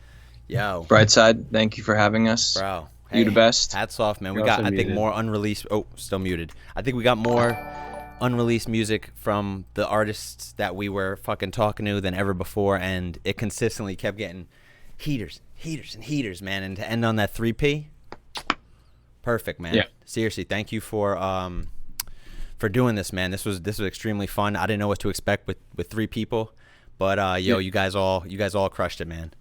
This was awesome. Cheers. Yeah, we didn't really know either. We were like, is this going to be crazy? Is it going to be hectic? But I think, we managed it pretty well. And I think, we all had a great time. And yeah, thanks to everybody who tuned in for making it awesome, making it what it is. So y'all the best. Yeah, You the thanks best. for having us on. Yeah. Everybody have a good night. Of course, man. Peace Yo, out. thanks for doing you, babies. You guys keep crushing it. I look forward to hearing the tunes whenever they come out. And, man, hope to have you guys back soon. Yes. Dude, keep wear those crushing khakis it. well. Keep crushing this show, man. This is so fun. Oh, thank This you, is what man. People need this right now. Yes. Well, People yo. definitely need it. This is dope. Thank you for being you, man, and giving me somebody to interview today, and fucking Deez for hooking it all up on such short notice, too. You guys got the bangers, man. This couldn't have worked out any better. Seriously. Yes. And remember, August 4th, next week, new EP, New fresh motherfucking bangers. EP. Let's get it. Let's And go. DPWW. And Oh, yeah, DPW. Dick Pound Worldwide. Let's get it. Lay pipe, coast to coast. All right. Coast to coast. DP Dubs. All right, my guys. Yo, thank you so much again. Seriously. Yeah. Love y'all. Anytime. Stay Peace. Love ya. safe, bro. Thanks, man. Boom. Okay. Oh, where'd I go? What the hell happened there? Do I have to stand? I think I have to stand. Okay. So I'll give my closing monologues standing up. Guys, is there anyone we should raid? I'm just going to take this time to say I think we should all go to... Come on, what the hell? I think we should all go to their SoundClouds and show them some love, man, because they just spent 3 hours with us. Literally gave us some great conversation, some great tunes, some great feedback. And to everyone who helped support tonight, everyone who donated, Rust, I see you, Carl with the fucking gifted subs, everyone who fucking gave bits, and everyone who gave their music, man. Dude, just fire all around. Let's get one last time DPWW in chat. Dick Pound Worldwide, baby. What would DP do? It's going to be on t-shirts everywhere soon enough. But, okay, what are we thinking? Should we just end it? I'm thinking we just end it right here. We don't even need to raid anybody. Tomos, thank you. Okay, lay pipe from coast to coast, guys. Lay pipe. You heard Deez. Lay the motherfucking pipe. So, you know what? Here, we'll just go raid one of my friends. All right. Love you guys. I'll see you tomorrow. And Friday we got Taboo. We got Taboo on the talks. All right. Is Bob Ross streaming? Oh my God. How many times? All right. We're just gonna go say hello to my friend. Just say hello. Thank you guys. Love you.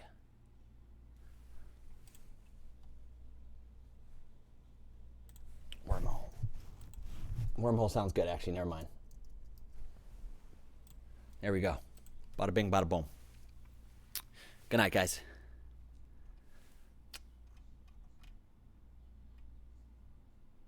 The band. Let's get the band. The band is sending us off. The band is sending us off.